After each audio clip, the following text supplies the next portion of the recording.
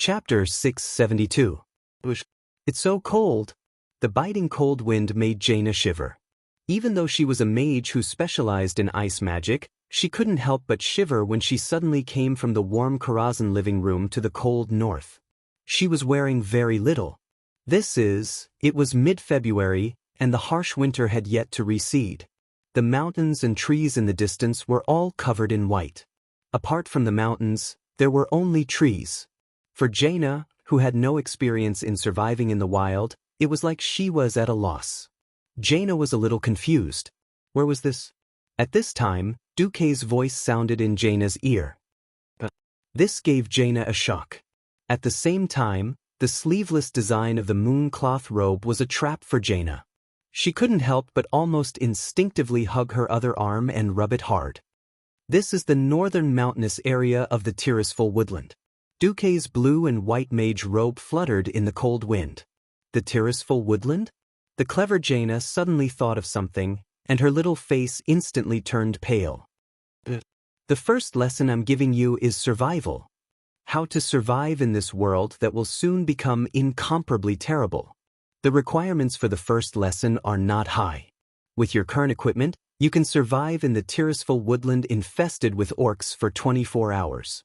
What? When Jaina heard this, she almost cried out in grievance. Letting a little girl like her, who had never lived independently, stay in the dangerous forest of orcs for 24 hours without winter clothes, food, assistance, or any heating equipment. Wasn't this bullying? Tears quickly gathered in the corner of Jaina's beautiful eyes. That pitiful appearance, for a moment, almost made Duke's heart soften. But the best actor was still the best actor. Duke pretended to be magnanimous and asked, "Are you afraid?" Jaina suddenly looked up, and a hint of surprise flashed in her wronged eyes. So Duke was just giving me a show of strength to scare me. Duke waved his hand, and after a short incantation, an illusory portal as tall as a person opened. Just as Jaina was about to step in, her body suddenly froze as if she had been hit by a petrifying spell. Jaina would recognize this scene even if she turned into ashes. On the other side of the door was Cultivation.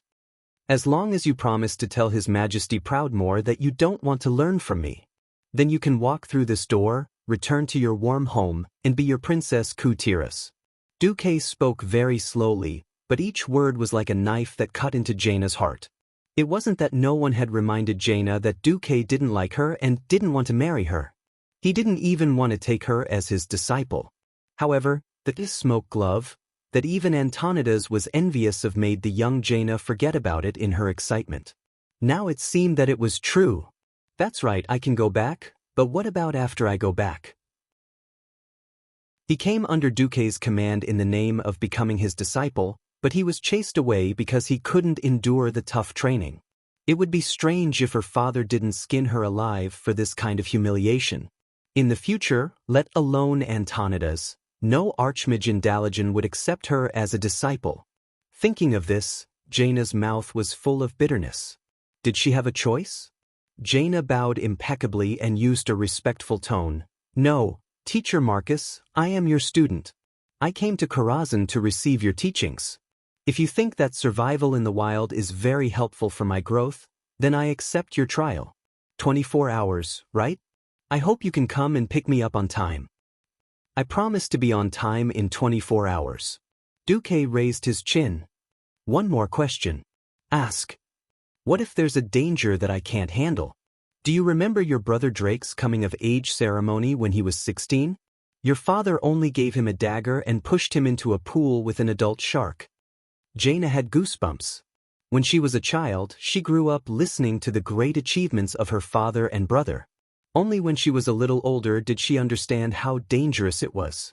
In the face of a shark's attack in the sea, the only way to survive was to use the dagger to stab the shark's nose the moment the shark pounced, then use the dagger to twist the shark's head so that the body could escape the shark's bite range.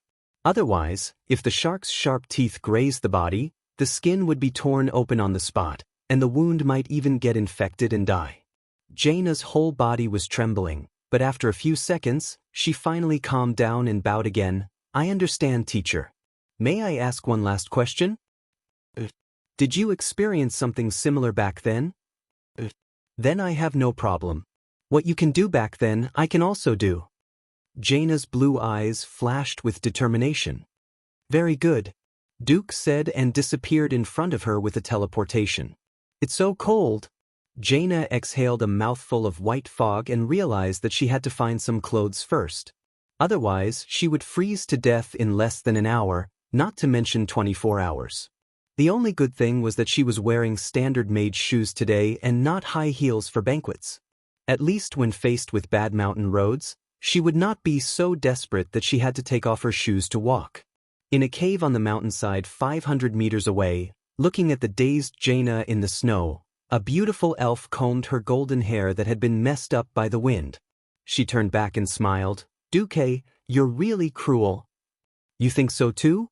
Aurelia laughed. This is too cruel for a 14-year-old girl. Don't you know? Today is her birthday. Jaina's birthday is Valentine's Day? What the hell is this?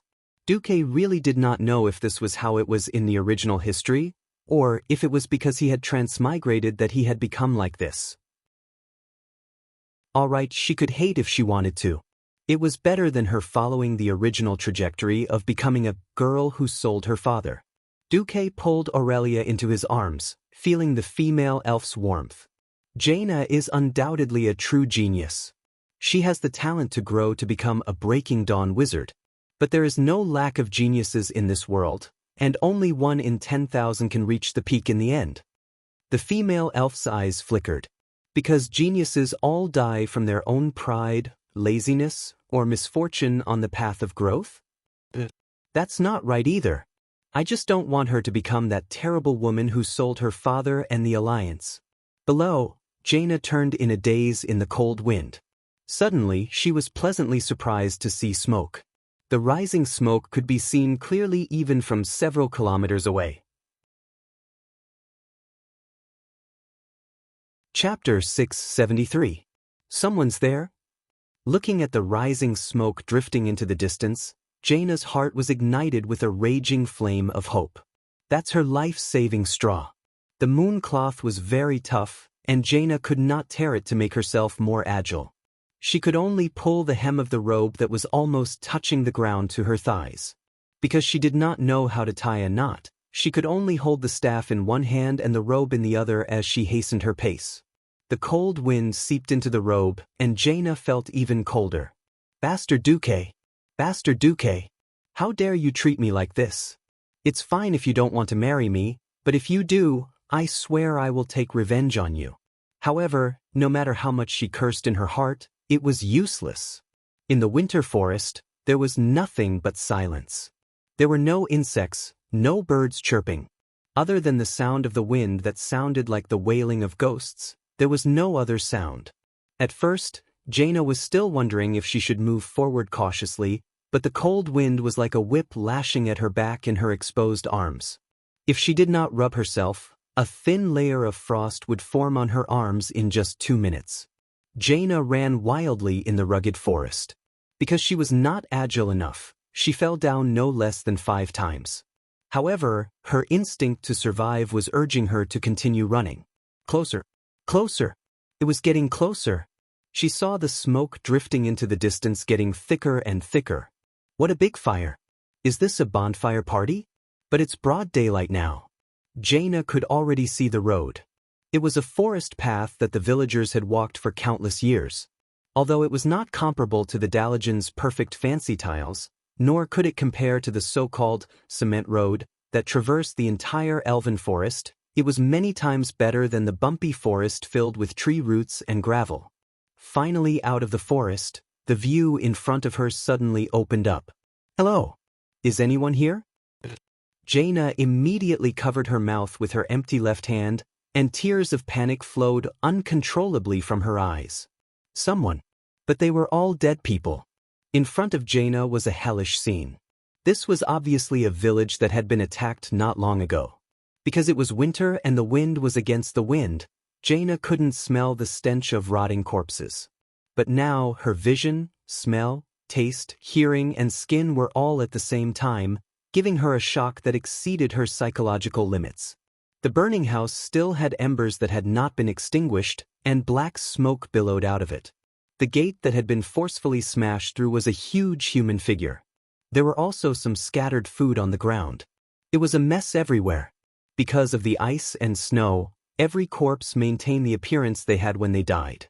Their fear, anger, and unwillingness before death were all frozen on their faces. There was still a small piece of green skin in the loyal domestic dog's mouth, but the rest of the body below the head had been eaten clean by the battle wolf. The old man who raised his pitchfork to protect his old boss had his head crushed. The father, who had clearly been chopped in half, used the last of his strength to reach out and grab his wife and son. The mother who was hugging her child had half her body smashed by a heavy weapon. A baby who had been gnawed by an ogre until it no longer looked like a human. Were all done by the orcs. Jaina saw an orc corpse covered in wounds. Beside the corpse were 7 or 8 fallen militia.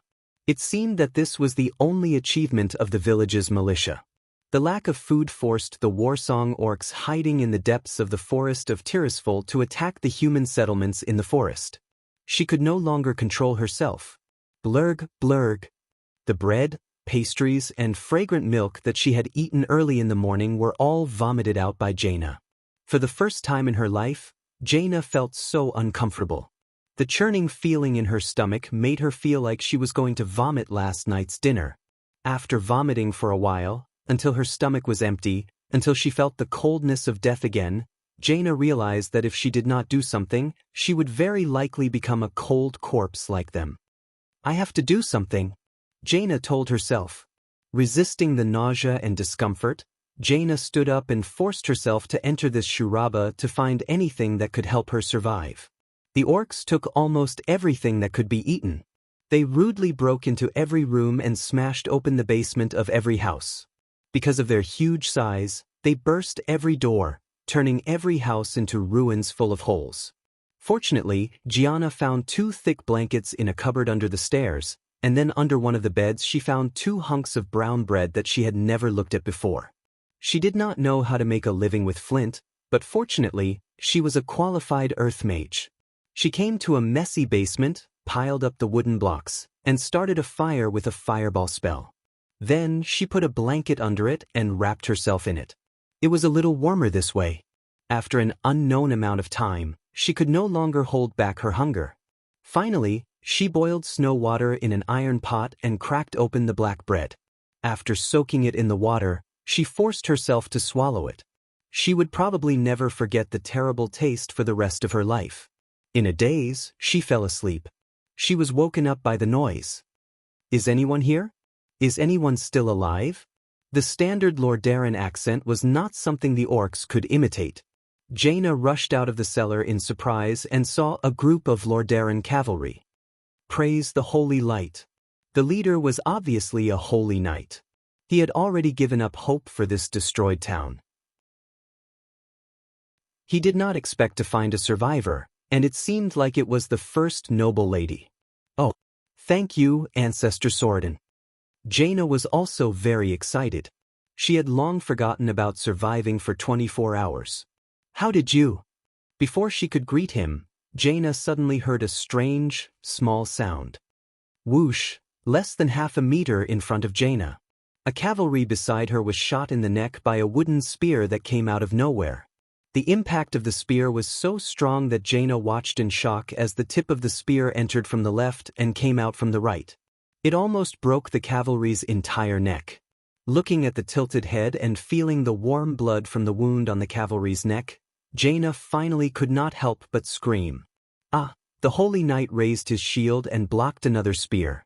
He shouted, "Orcs!" This was Jaina's first Valentine's Day in her life, and it was also a bloody Valentine's Day. Chapter 674. Countless orcs suddenly jumped out of the snow outside the town. They shouted in the orc language that humans could not understand, and roared as they charged towards the Rotterdam cavalrymen that consisted of only about 60 people.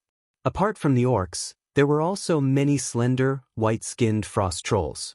If not for that round of spear throwing just now, the cavalry could have broken out of the encirclement with their warhorses.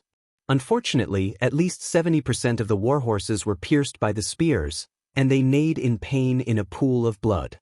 The remaining cavalry had no choice but to use their war horses as cover and form a circular formation to resist.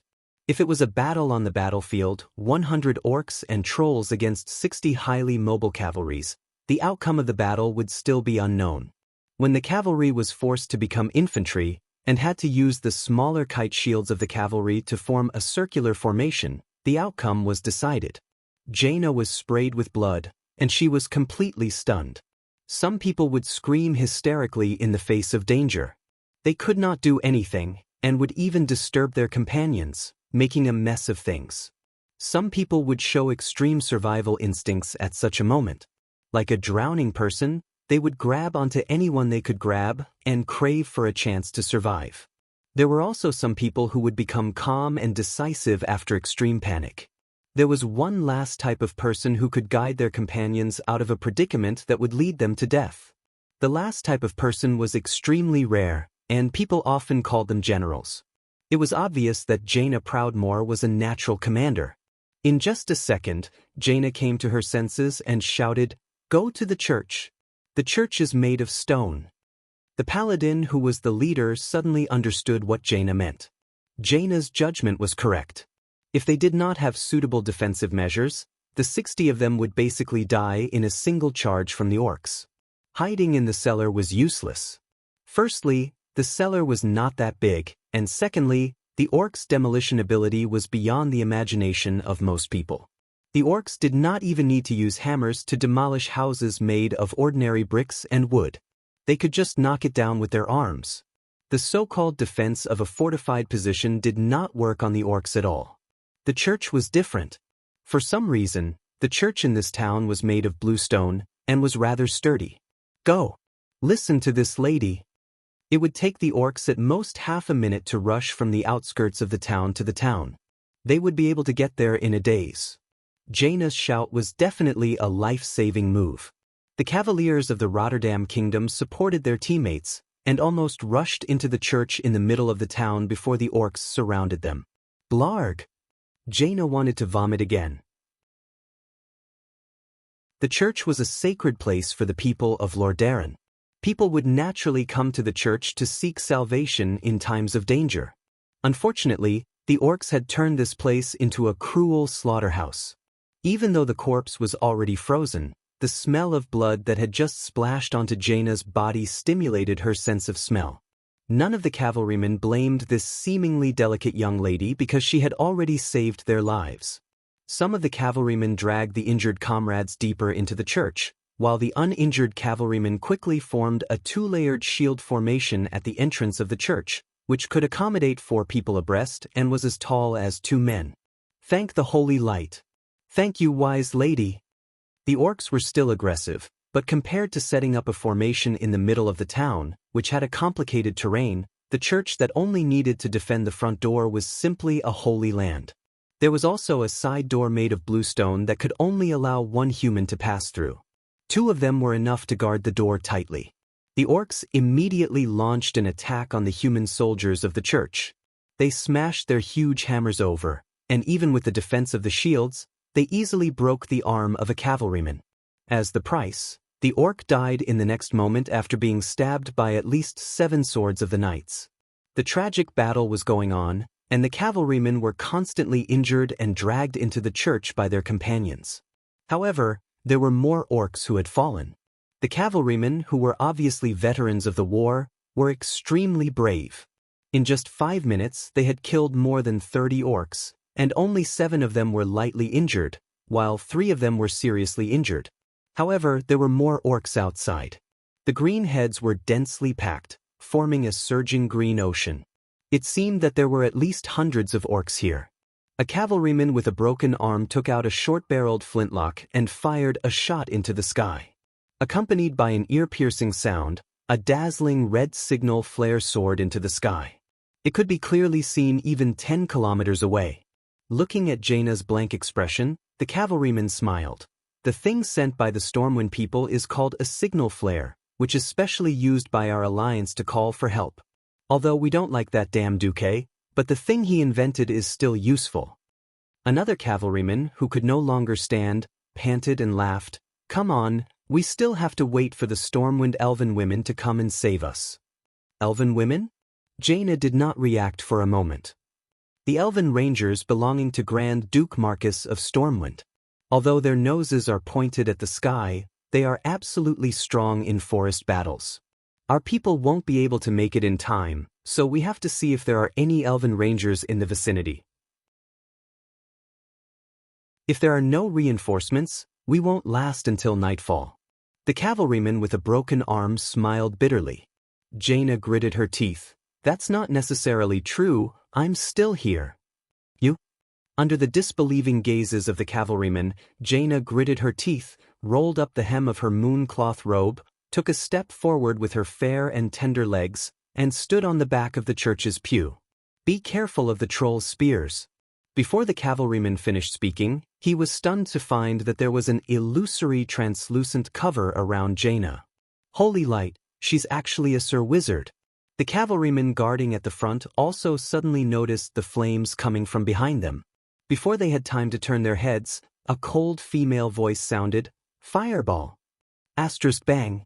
Asterisk with a loud sound, a huge fireball with a long tail of flames flew over the cavalryman's shield formation and exploded in the midst of the densely packed beastmen. Oh!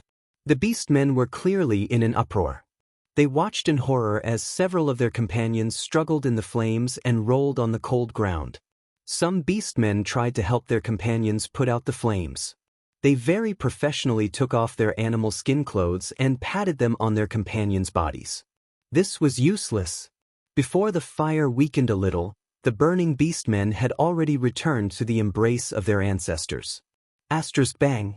Asterisk another fireball. This time, 4 or 5 beastmen were hit. Their screams in the flames terrified their companions.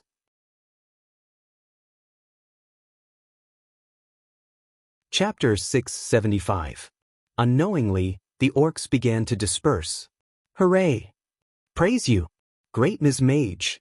The cavalryman's morale was greatly boosted. Who would have thought that the dainty noble lady they saved would be a mage? The leader of the paladins said, "Thank you for buying more time for us." Just to buy more time? If there's only one entrance, I can guard it for 3 days and 3 nights. Feeling the terrifying magic damage and mana recovery bonus of the smoke glove, Jaina decided to use a wall of fire to resist the orcs' attack. In fact, Jaina did just that. After 5 seconds of chanting, a huge wall that was 10 meters wide and 2 meters tall appeared in front of the church. More than 20 orcs were immediately affected by the flames and turned into burning human-shaped torches. The cavalrymen cheered, but the paladins smiled bitterly. Do you have a problem with my magic? Jaina asked the leader angrily. If it were orcs from other clans, this might be enough to scare them. Unfortunately, this is the most elite warsong clan in the tribe. Almost all of the cavalrymen's bodies trembled. Even Jaina was a little familiar with the name Warsong Clan. The Warsong Clan. The Warsong Clan had made a name for themselves since Southshore. They dared to fight flamethrowers head-on, destroyed the Silverpine Forest, and even fought their way to Rotterdam.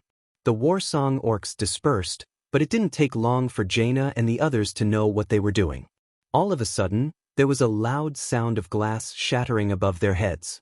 Then there was a second sound, a third sound, dozens of times.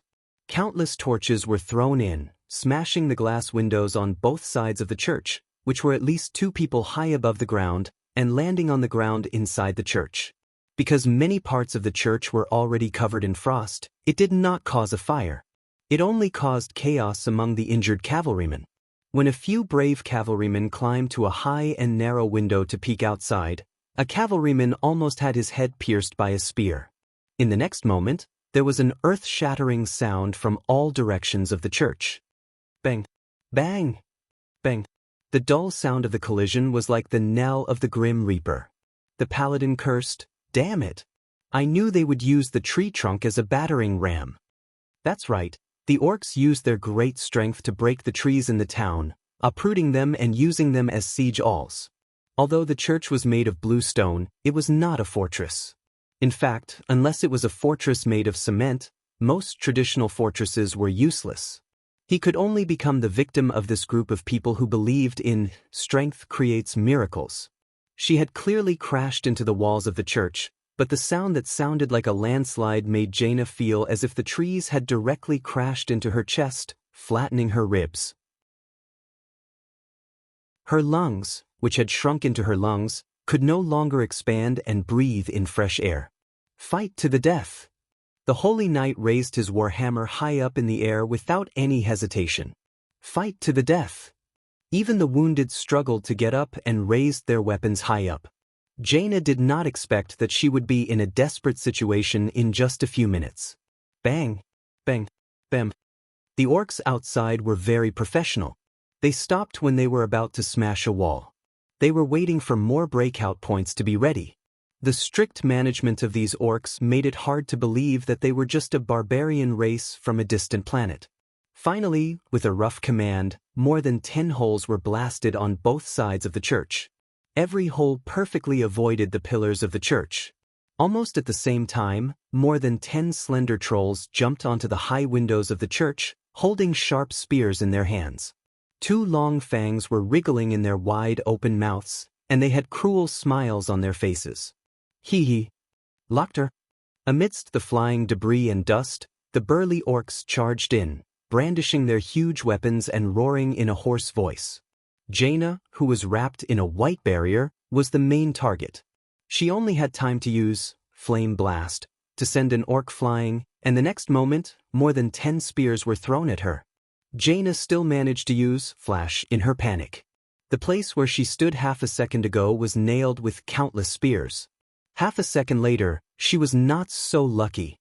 The 5 spears that followed behind easily pierced through her magic barrier. Jaina finally let out a scream as if she was dying. She used her arms to protect herself in vain. I won't let you go even if I become a ghost. Jaina cursed before she died. At the very last moment, a miracle happened without any warning. Jaina's gloves suddenly burst out with a dazzling arcane light. Time seemed to freeze. Jaina opened her eyes, and her clear pupils were filled with shock. Roar, a fierce and majestic roar came from Jaina's gloves. The wooden spears that were thrown at her silently turned into sawdust, then into powder, and disappeared in the air. Along with this inhuman roar, everyone on the battlefield, be it the orcs who raised their warhammers and the human cavalrymen who had lost their arms and were about to use their remaining arm to stab their longswords, all froze in place. At this moment, everyone felt their strength and courage escaping from their bodies with fear in their hearts. They had a premonition that something was about to descend. It was a mysterious existence with unstoppable power. When it descended, it would dominate everything and take over the entire battlefield. In the blink of an eye, everyone knew who that was. A huge illusory magic flag made of purplish-blue arcane energy rose from Jaina's gloves. The flag was so huge that it actually surpassed the entire church and rose outside the church. The orcs and cavalrymen subconsciously raised their heads to look at the flag. Then, be it in a very non-standard common language or a thick Lordaeran accent, the orcs and cavalrymen all said the same name, Duke Marcus. As if hearing the call of the hundreds of thousands of people, a blue light suddenly lit up beside Jaina. Before everyone could react, a young man in a blue and white mage robe stood beside Jaina, who was kneeling on the ground. With one hand holding Jaina's arm, Duke laughed and said, "You still activated the last insurance on the smoke glove after all."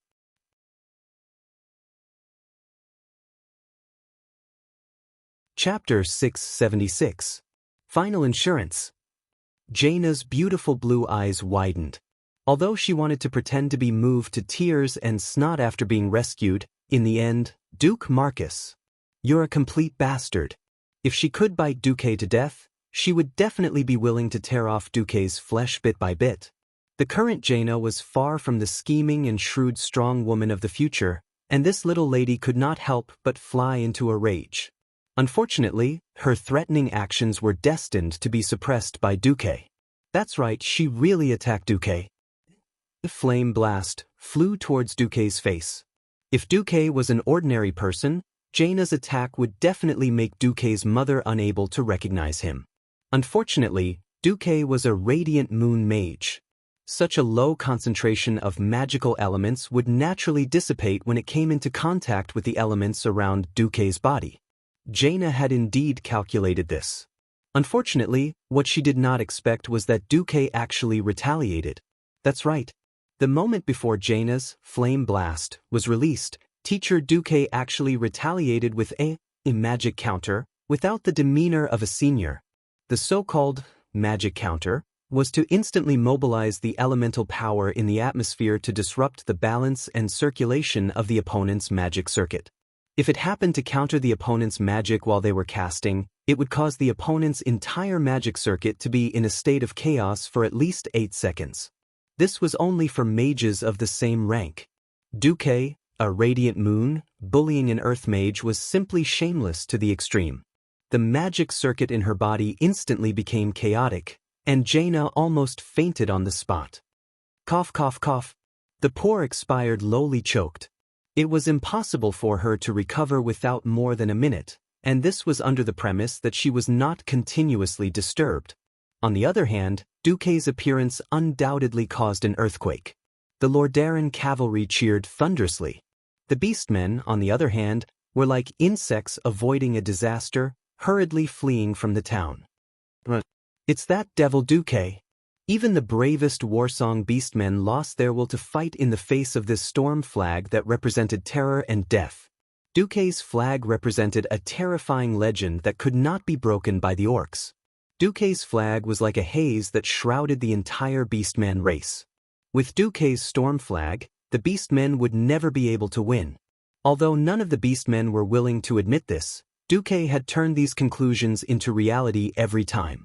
This time was no exception.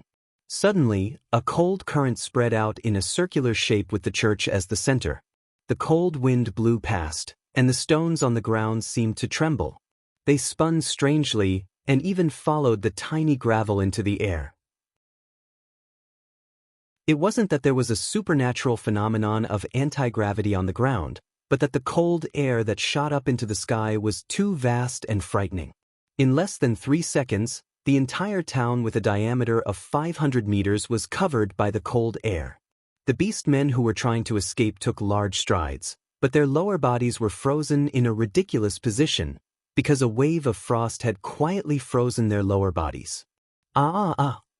No, ancestor! Save me! All sorts of cries sounded in the beastman language. At this moment, the Lordaeron cavalry was shocked to find that the cold air had perfectly avoided every one of them. Regardless of whether they were in Duque's sight, or whether they were close to the beastmen, only the beastmen were hit, and the cavalry less than 20 centimeters away were unharmed. Jaina's expression of shock also froze on her face. What kind of control is this? Duque raised his right hand lightly, and snapped his fingers elegantly. Snap. It sounded like the opening of the gates of hell. At least 300 illusory palms made of arcane energy suddenly appeared in the air. Magician's hand? Jaina exclaimed, seeing Duque for the first time. Every cavalier of the Rotterdam kingdom held their breath at this moment. No, the beastmen were terrified, waiting in despair for the final judgment of death. Countless arcane missiles poured down like a torrential downpour. Every high-ranked arcane missile shot by a radiant moon great wizard had the destructive power of a ballista. Under Jaina's incredulous gaze, just as the cavalry opened their mouths in shock, the beastman army that could easily drown them was easily crushed. Jaina was very reluctant to use the word crushed to describe the shocking scene before her eyes. However, it was the most suitable word. The heavy hammer that could easily smash a cavalry's kite shield turned into metal scraps after coming into contact with an arcane missile. The burly beastmen that were 2.5 meters tall were easily blown into pieces like broken puppets. Broken fangs, bulging eyeballs, rainbow-colored brain matter, innards that couldn't be described, and broken bones that were scarlet with a hint of white. If the church was a slaughterhouse of the past, then what was presented in front of Jaina now was an uncensored live broadcast of a slaughter. Blarg! Jaina had thought that she couldn't vomit anymore, But she didn't expect that when her stomach was empty, she could still vomit yellow bile. After vomiting with much difficulty, Jaina's body trembled as she finally spat out, "Duke, you bastard! Don't even think of marrying me in this life." Duque smiled as if his plan had succeeded. "Very good. Very powerful. I like what you said." Jaina almost fainted from anger at Duque. There were no beastmen left. There was one left. A beastman that was clearly more muscular than the others had 2 broken arms, and was kneeling in pain near the entrance of the church. The crippled beastman struggled to stand up. He glared with bloodshot eyes and roared. Unexpectedly, he spoke in the standard human language. Why? Duke Marcus, why didn't you kill me?" Jaina and all the cavalrymen looked at Duque in shock. To be able to kill hundreds and thousands of beastmen with such precision, and yet only break the arms of this beastman, it was obvious that Duque did it on purpose. Duque let go of Jaina's arm and walked to the entrance of the church with his hands behind his back. On the stairs, he raised his chin 45 degrees and looked down at the tall beastman. "Tell Grom Hellscream. Get out of the Eastern Kingdom. As long as I, Duke Marcus, am here, there will be no place for beastmen. If you really piss me off, even if I have more important things to do, I will comb through the Tirisful glades and hang every beastman."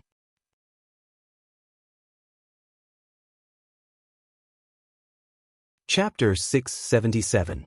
His sonorous and forceful voice reverberated in the sky that had become silent once more, and it was like a blade or a sword that was engraved into the hearts of everyone. Duque could tell that the beastman was a 1,000-man commander. If it was the Warsong tribe of the past that had hundreds of thousands of warriors, a 1,000-man commander would not even be in the list.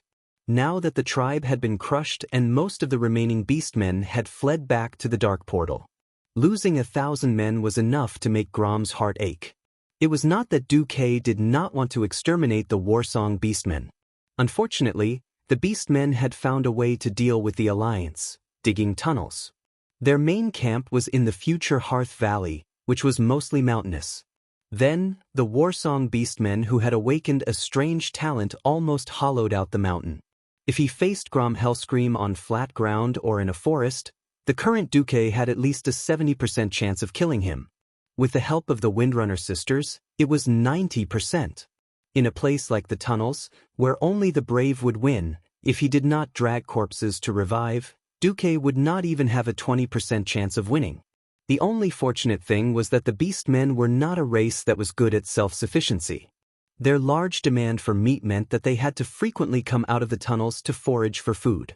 Whether it was hunting or attacking human villages, Duque did have the ability to exterminate the Warsong beastmen, but that would require him to mobilize at least 30,000 dwarves and 50,000 human soldiers. If he did nothing and surrounded Grom for a year and a half, the Warsong tribe would have to kneel no matter what. Unfortunately, the price was too high, and it was not in line with the interests of Stormwind City and Iron Furnace Castle. This was why Duque could let the Windrunner army continue to bleed the Warsong beastmen, but could not exterminate the Warsong tribe. Duque knew that if he let this beastman with 2 broken arms go back, there would be a smaller version of Kargath Bladefist. Duque did not care. As long as he could exert enough psychological pressure on the future core figure of the tribe, that was enough. As expected, the beastman was on the verge of collapse. "Bastard! Duke Marcus! One day, the tribe will make you pay." The orc Chiliarch roared like a wounded beast. "Haha!" Duque laughed maniacally. "Your first great chieftain, Blackhand, is no good. Not the second great chieftain. Wait until you elect the 3rd great chieftain to come and die. I will use your blood to tell you who the eternal nightmare of the tribe is." Ha! Duque's laughter was very arrogant and presumptuous. To the orcs, it was the laughter of a devil standing at the peak of evil. In the ears of humans, there was an indescribable sense of pride. Unknowingly, every cavalryman of the Rotterdam kingdom straightened their backs. Even though they were injured and their broken arms were still hurting, their hearts were filled with heroism. "That's right, Duke Marcus. Only such a heroic man could be called a hero of the Alliance. Only such a brave and wise man could annihilate the millions of orcs. As expected, Duque was the flag of the Alliance. Unknowingly, the eyes of the Rotterdam Kingdom's cavalrymen were filled with tears. Jaina was a little dazed. She hated this feeling. She knew that it was that bastard Duque who pushed her to this barren north. She knew very well that this town that was attacked by the tribe must have been lured here by Duque. It could be said that she was forced into danger because of Duque's scheme. A terrifying commander who could toy with millions of orcs in the palm of his hand. It would be too fake to say that he did not even think of this. And this fellow, who did not look remorseful, did not seem to want to deny this. She should hate him for messing up her first Valentine's Day and her dream of a perfect 14th birthday. After thinking it through, she realized that Duque was telling her that this was the orc tribe that her father and the entire Kurtira's kingdom had been fighting for the past 2 years. This was the battlefield that her brother, Drake, had sacrificed his life for. Perhaps this was in line with one of her dreams. Duque did not seem to treat her as a political tool, nor did he treat her as a woman. Instead, he nurtured her as an important mage in the Alliance. Jaina did not know whether to laugh or cry. However, Duke was able to use Army Destroyer all by himself. Such a mighty figure caused Jaina's heart to flutter. Because at this moment, Duque and the legendary hero Duque had silently overlapped. More specific, more clear. The orc Chiliarch left in a very manly way. He pressed his bleeding arms against one of the hammers that Jaina had just burned red. The high temperature quickly scorched his wounds and stopped the bleeding. Obviously, this was something he had learned in the Silverpine Forest that was like a fiery hell. The paladin captain who led the team came over and bowed to Duque respectfully. "Greetings, Your Excellency. I am the captain of the 3rd Garrison of Tirisful, Baron Thorad Cashin. Excuse me, are you Grand Duke Marcus?" "That's me. Thank you for your help. Without you, perhaps we would have all been wiped out." Then he glanced at Jaina, who was covered in blood. "I'm sorry to disturb you, but can I ask what's going on?" Because of a mistake in the teleportation spell, Princess Jaina Proudmoore accidentally came to Tirisful Forest. It was you who bravely protected Princess Proudmoore under the siege of 1,000 orcs until Grand Duke Marcus arrived.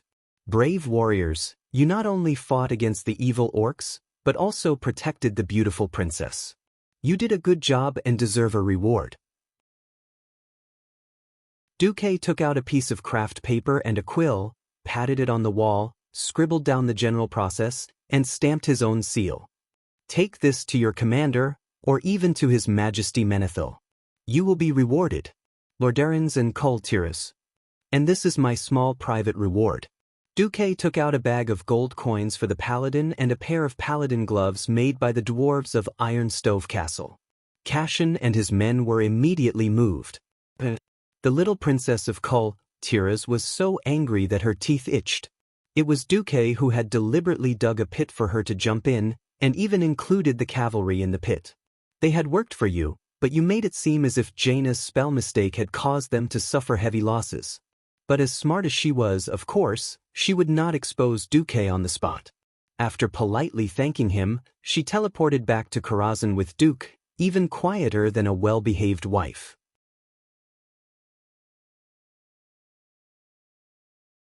Chapter 678. After Duke and Jaina went out, in Karazhan, Jaina's maids and attendants were all discussing it in private. The soul of gossip that had existed since ancient times was burning. Do you think that the Grand Duke and Her Highness will do that? Definitely. No one can resist Her Highness's charm. Now that Her Highness is the only princess left in the world, any normal man would know what to do. I still don't think they will go straight to home plate. That's hard to say. Isn't the Lake of Wind in the East Elven Forest beautiful? What if the scenery is too beautiful? Yeah. Back then, I was mesmerized by the scenery of the sea, and then I lost my chastity to that bastard Anthony. Hey! I heard that His Majesty Proudmoore and Miss Golden Sword also had sex on the ship back then. Sylvanas, who was not far away, sneered when she heard this. She turned around and teased Elugia, "Yo, Little Illusia, aren't you afraid that Duque will act impulsively and let little Jaina come ashore first? Illusia shook her head firmly. Sister Sylvanas, you also know about Duque's plan. I'm just afraid that Duque will go too far and not know how to keep it. Queen Sylvanas smirked. That's not necessarily true. Our Duque is so popular. Besides, that playboy, didn't he hide a real princess before? Illusia raised her index finger in front of her lips and nervously made a shushing gesture. They are not elves who can hear the whispers of the wind. Queen Sylvanas shrugged indifferently. I really don't know what's so good about Duque. Eldest and third sister are like this, and so are you. Everyone is dead set on that kid. Illusia's pretty face turned red. Hey, do you want to make a bet with me? Let's bet on whether Duque will do anything to little Jaina. Let's bet. Illusia agreed a little angrily. What's the bet? Sylvanas asked with a hint of mockery. Let's bet on him doing something within his power. All right. Just as the two of them made their vows, Illusia felt an arcane wave coming from the other side. All of Karazhan was in a state of strict spatial lockdown, especially from the direction of Azeroth. With Duque and Khadgar's efforts, most of the spatial rifts had been moved to the original location of the Knight's Nightmare. It was now guarded by the Einherjar, the Saintess of Chastity, and the giant arcane constructs led by the Curator. The stables, parlor, and ballroom at the main entrance had been refurbished. Even the opera house would be reopened soon. This arcane wave was a portal that could lead directly to the front door.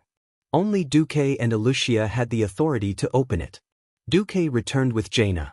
Gianna's appearance caused all of Cultivation's maids and servants to cry out in alarm. Your Highness, what's wrong? Jaina's head maid rushed up in panic, and she glanced suspiciously at Duque. It's not my blood. I'm fine. Jaina, who had calmed down, quickly got to the point. I went through a cruel magic trial, and now I just want to take a good bath. Even though Jaina comforted the maids, her appearance was too horrifying. Her entire upper body was dyed red with blood, as if she had fallen into a pool of blood for an evil ritual and was then fished out. At this moment, even though no one said anything due to Duque's authority, every Cultivation citizen felt a deep resentment towards Duque. What happened to the romance that was promised? What happened to the wonderful Valentine's Day? It's fine if you don't want to date our precious princess, but you even got yourself covered in blood. What the hell is this? Duque ignored the murderous gazes of the maids and shrugged. On the other side, Sylvanas, who came up to greet him, had a slightly pretentious expression of surprise. Is it that bad? Illusia and Khadgar nodded at the same time. Before Jaina could go far, one of the maids beside her had already vomited, because the maids had seen the pieces of internal organs stuck to the back of Jaina's shoulder. Illusia gave Duque a ladylike bow. Seems like it's more suitable for me to go. Although Illusia looked gentle and weak, she had fought thousands of miles with Duque in the past, and had seen even the most tragic of battlefields. She was 100 times better than the maids who had never seen blood. Illusia, this is my loss. Sylvanas was very straightforward. Illusia waved her hand as she left, indicating that she had heard him. In the hall, only Duque and Sylvanas were left. Yo, Duque, you really don't regret what you did? Regret what? His Majesty Dalin handed his daughter over to an archmage who killed the most orcs in the Alliance as a disciple. He should have been mentally prepared for this. Duque looked indifferent. You're really willing to be so cruel to such a delicate little girl? Queen Sylvie put her hands on her hips in surprise. Is this still the Duke Marcus who used to be obsessed with beautiful women, who gave magic roses everywhere and used magic to please girls? Duque blushed. All right, stop teasing me. Times have changed. Maybe there will be 2 to 5 years of peace, but the symphony of destruction has already begun. First, Jaina does have the talent to be a hero. Second, the one who can stand by my side in the end must be a powerful woman who can protect herself in any crisis. Sylvanas was not stupid. She immediately realized that she was in Duque's hunting range. Bastard! Do you want to kill all 4 of us Windrunner sisters? Do you want to die? I'll say this first, I don't like you. Don't flatter yourself. Duque touched his nose awkwardly. I didn't say that. That's good. Servanas turned around, showing the back of Duke's head, and left without saying anything. On the other side, in the bathroom of Karazhan, Jaina could not count on the maid. She could only ask her best friend and spy Duque sent, Lucia, to wash her body. She washed her body with warm water over and over again, but no matter how she washed, she could still feel the disgusting smell of blood in her nostrils. Human, orc, the cavalryman whose neck was pierced by a spear, the warriors who died in front of her, the orcs who were smashed into pieces by Duque's magic, everything that happened today uncontrollably replayed in her mind. Jaina shrunk her body and put half her face in the water. She blew bubbles out of boredom. Poof, poof, poof, poof. The next moment, an illusion appeared in Jaina's vision. She was not soaking in clean water, but in a pool of blood. Wretch! Jaina hurriedly got up and vomited again.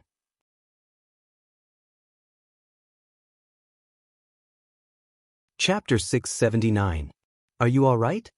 Lucia patted Jaina's back lightly. Maybe I wasn't used to it at first. When I saw the battlefield for the first time, my reaction was similar to yours. I went back and threw up for 2 days. Damn it. Duque ruined my Valentine's Day and my birthday. Jaina looked like she wanted to eat Duque alive. I'll remember him for the rest of my life. Lucia could only shrug helplessly. She could not speak up for Duque. Of all the days, he had to pick a time like this. Wasn't this just torturing people? Lucia sighed. Yes. Little Jaina, it'd be best if you could beat him up with magic in the future. He's really despicable sometimes. Jaina was very smart. She could tell from a few words that Lucia was still on Duque's side. She had an indescribably strange feeling. Was this her best friend who was likely to snatch her man? Jaina decided to wait and see. Tell me more about Duque. Why, are you starting to give in to him?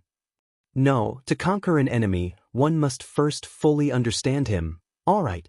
So she had already become an enemy. Duque, don't blame me for selling you out.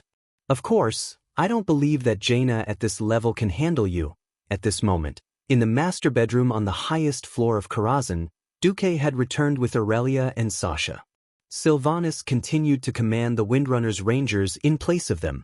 Sasha rushed over like a bird returning to its nest and gave Duque a kiss. Duque, I'm so happy. When you made this Valentine's Day, I almost thought you were going to make a festival in Stormwind just for Jaina's arrival. Aurelia took off her white coat and laughed. If this is also Valentine's Day, then this must be a bloody Valentine's Day. Sasha tacitly stepped aside to let her elder sister and Duke hug each other. After a round of exchanging words and tongues, Duque brought the two sisters to the table that had already been prepared. The nobles basically didn't talk during the meal, and even if they did, they would do so in whispers. But at Duque's place, they didn't have to worry so much. They continued to chat as they ate. Speaking of which, do you really like Jaina's talent that much? Aurelia had always been curious. She didn't understand why Duque was willing to nurture Jaina with all his might, even though he clearly rejected Jaina personally. Duque cut off a small piece of steak and swallowed it. He wiped his mouth with a napkin and said, "First of all, her magic talent is top-notch. She's the same as Ronin, a Breaking Dawn great wizard." From Duque's mouth, this evaluation could not be said to be low. The Windrunner sisters froze. Then, given her identity as a princess, she'll be able to do a lot of things if there are any major changes in the Rotterdam kingdom in the future. But she had a very special characteristic, and that was that she was too rational. She was used to weighing the value of everything on both ends of the scale. This could be a good thing or a bad thing. In a bad situation, she could be the next great trader, Piranot. After hearing this, Aurelia couldn't eat anymore. Then, it doesn't matter. That's why I gave her a strong dose of medicine. Regarding Jaina, Duque had actually thought for a long time. If it was according to the original history of Jaina, Duque would definitely kill her with a stick. Damn it, the so-called alliance with the tribe against the evil forces, This was equivalent to selling Dad, who didn't see the big picture and destroyed the cooperation between the tribe and the alliance, to Rexer and Thrall. When Dad died, he would come out and shed a few drops of tears. Looking at the original history, apart from that time when Mount Hyjal resisted the Archerons, Jaina mostly flirted with the tribe when she shouldn't have. When she really had to ally with the tribe, Theramore, her life's work, was flattened by the great chief, Braindead Roar, with a nuclear-level magic bomb, focusing Rainbow, causing her to lose her mind. At the end of the day, it was because Jaina was too smart and too rational most of the time, forgetting that human society was ultimately maintained by human emotions.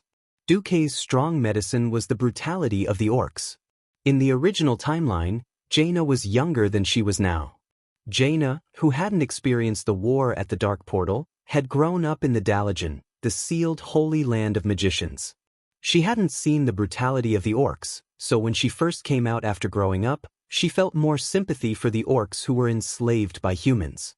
She felt that the orcs were the victims, and she couldn't understand the hatred and bigotry of her father, Lin, towards the orcs. Now, Duke had taught her a very important lesson in advance. Talent could be cultivated, but heroes couldn't be replicated. It was simple.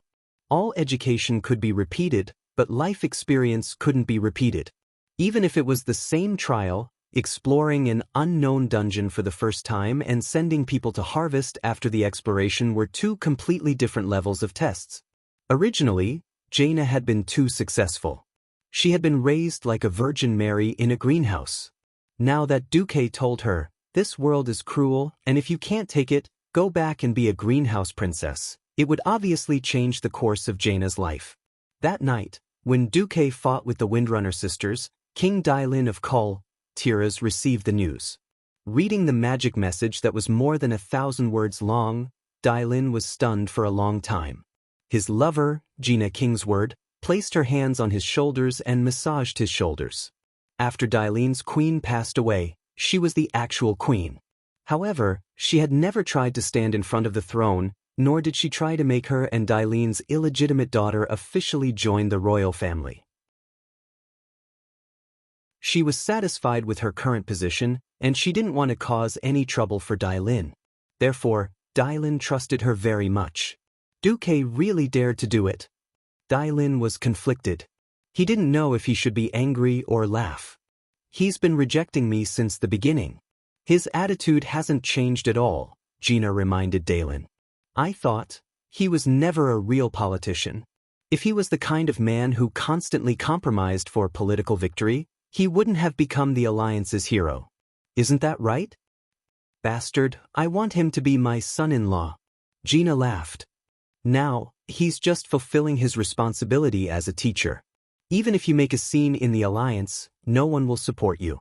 Don't forget, you gave him your sword and asked him to fulfill his responsibility as a teacher." Lin felt like he had shot himself in the foot. "Bastard. I'll teach him a lesson one day."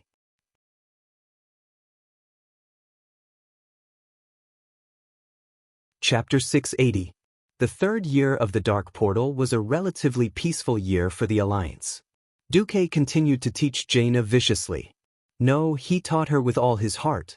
He used a completely different teaching method from the Dalajan mages. In terms of personality building, Duke would bring Jaina to the Tirisful Forest to wipe out the orcs, or to the Swamp of Sorrows to clean up the orcs and various swamp creatures there. Under Duke's torment, the once beautiful princess would often leave the house clean in the morning and come back at night looking like a girl made of mud. Tiras' chief maids and female officers had sent letters of complaint to their countries at first, but they soon realized that even after they had been confirmed and presented to King Lin, they were still like rocks in the ocean. They also realized that their king had tacitly agreed to all of this. In the field of magic, Duke's teaching method was more like a free-range one. After the system scan, Duke told Jaina that she could learn any type of book in any region. If she couldn't find a book, she could ask a ghost. Ask Khadgar. The bored Khadgar would read magic books every day because he had nothing to do, so he was more proficient than Duke. Of course, Duke always had a way to show off his existence and value. Every time Jaina cultivated a new spell, Duke would always be able to see where Jaina's problem was at a glance, as well as the metamagic abilities on how to cultivate that spell. After a while, no matter how unconvinced Jaina was, she had to admit that this teacher, who was only 4 years older than her, was indeed qualified to teach her. It was now May of the 3rd year of the Dark Portal. It was the end of spring and the beginning of summer, and the cement road that traversed the entire elven forest from east to west was basically completed. With Duque providing the technology and the dwarves doing the work, the railway project that employed a large number of Stormwind workers had officially begun. At the same time, the equally grand reconstruction of Stormwind City was underway. Clayan had once doubted whether it was reliable for a country as weak as Storm Kingdom to carry out 2 projects that cost a lot of money and resources at the same time. In terms of money alone, it had cost more than 10 million gold coins. No one could calculate the amount of money needed for the various small projects. Duque replied, "If someone else were to do it, it would be suicide. However, I'm a once-in-a-thousand-year internal affairs genius in Azeroth, so leave it to me." Duque's words were very arrogant, and the ministers were not convinced at first. It had to be said that it was too easy for a university student who knew a little about the market economy to transmigrate to this medieval world. Blindly giving out alms such as disaster relief food and clothing did prevent the worst situation of people starving to death in the beginning. But if he did it too often and for too long, it would produce another result. It was easy to raise lazy people. It wasn't that there weren't any holy people in the world. It was precisely because there were too many mediocre people that people yearned to be saints. On the other hand, if all the people in the world were to live like ascetics, 99% of them would not want it. Duque's approach was to use work as a form of relief.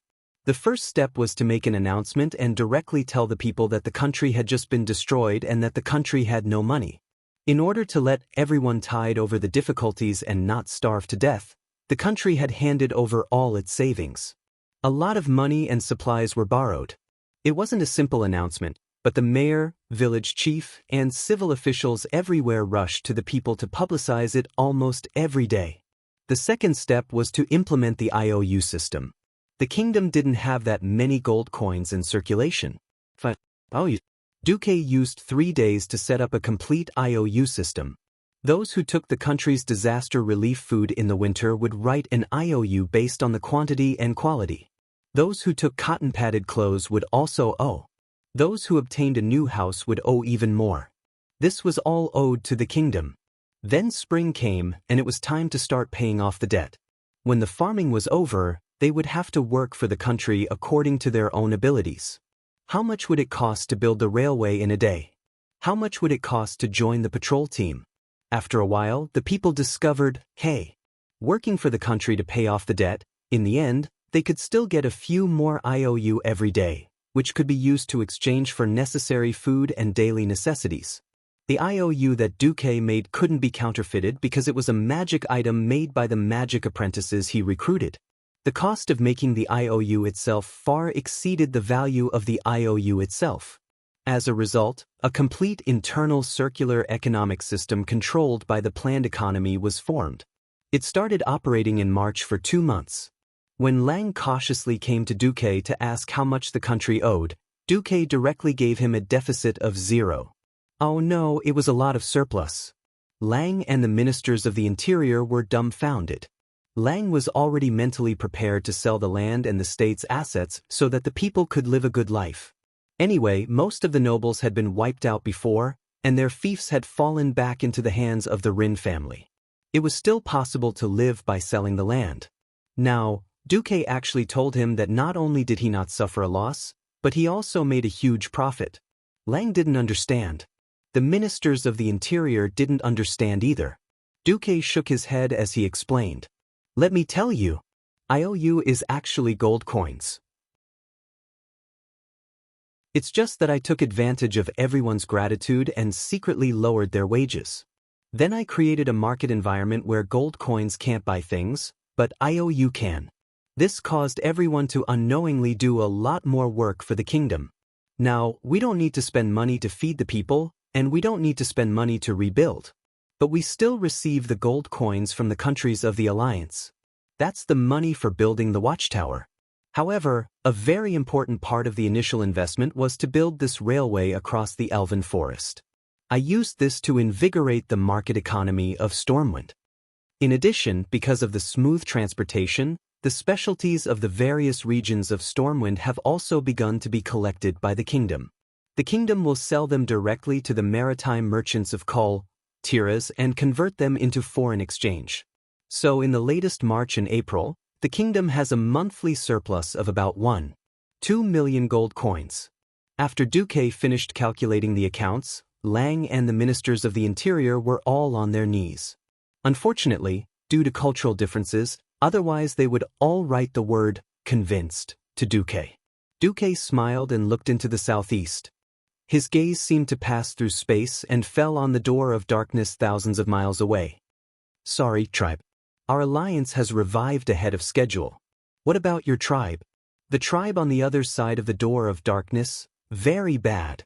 At the end of last year, when Kilrog Deadeye's Blood Ring clan and Kargath Bladefist's Shadowhand clan returned to Draenor, they faced a world that was completely out of control.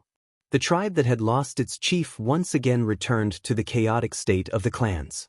Almost for the entire winter, the clans were fighting each other.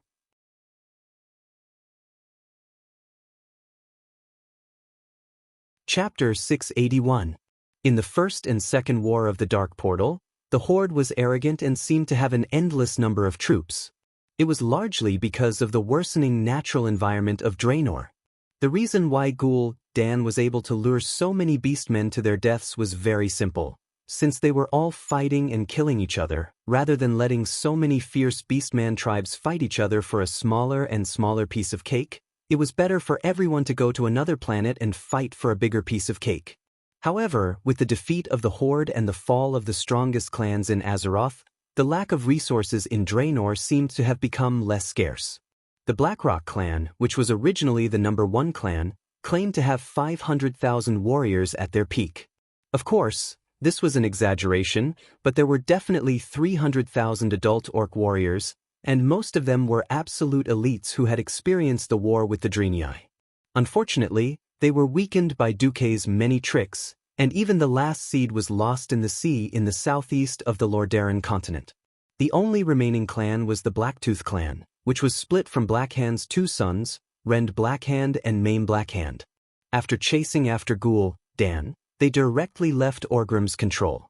It could be said that the absence of the Blackrock clan had freed up the living space of at least 3 first-rate clans for the entire Horde.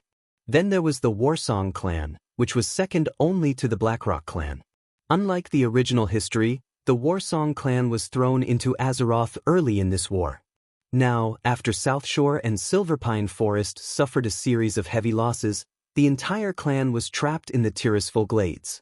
Then there was the Frostwolf clan, which was also one of the first-rate clans.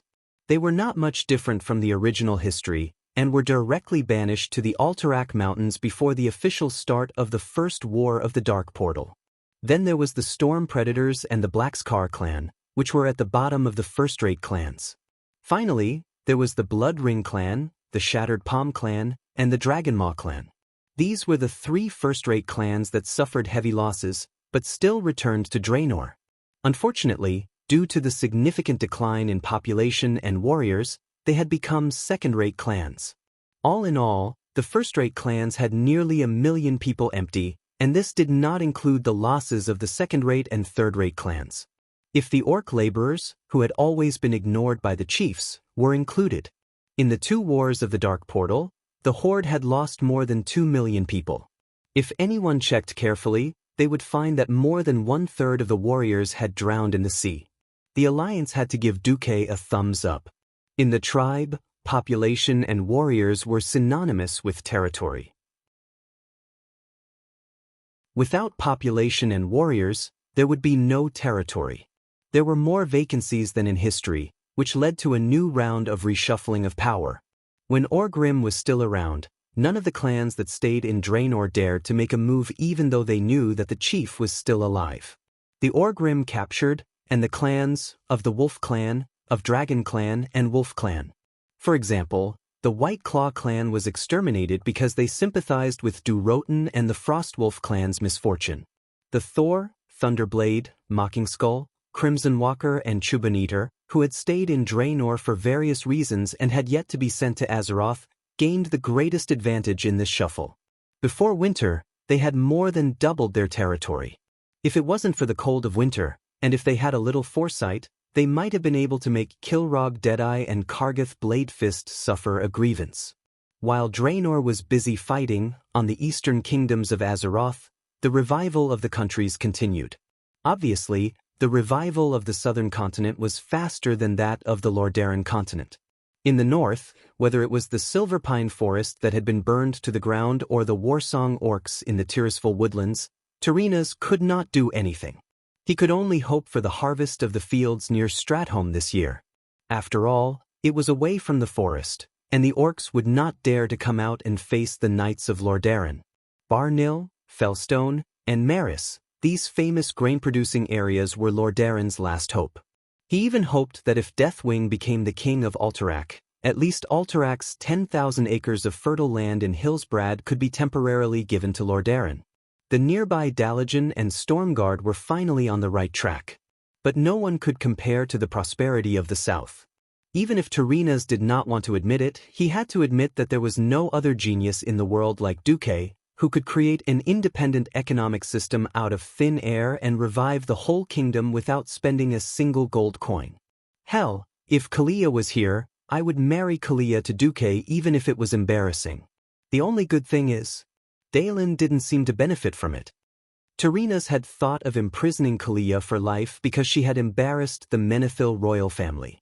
But when there was a greater benefit, Tyreenas hoped that his dead daughter would crawl out of her grave so that he could sell her again. This was the despicable politics of the royal family.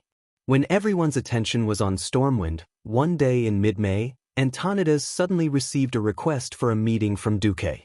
It was not an urgent request, but one that went through diplomatic procedures.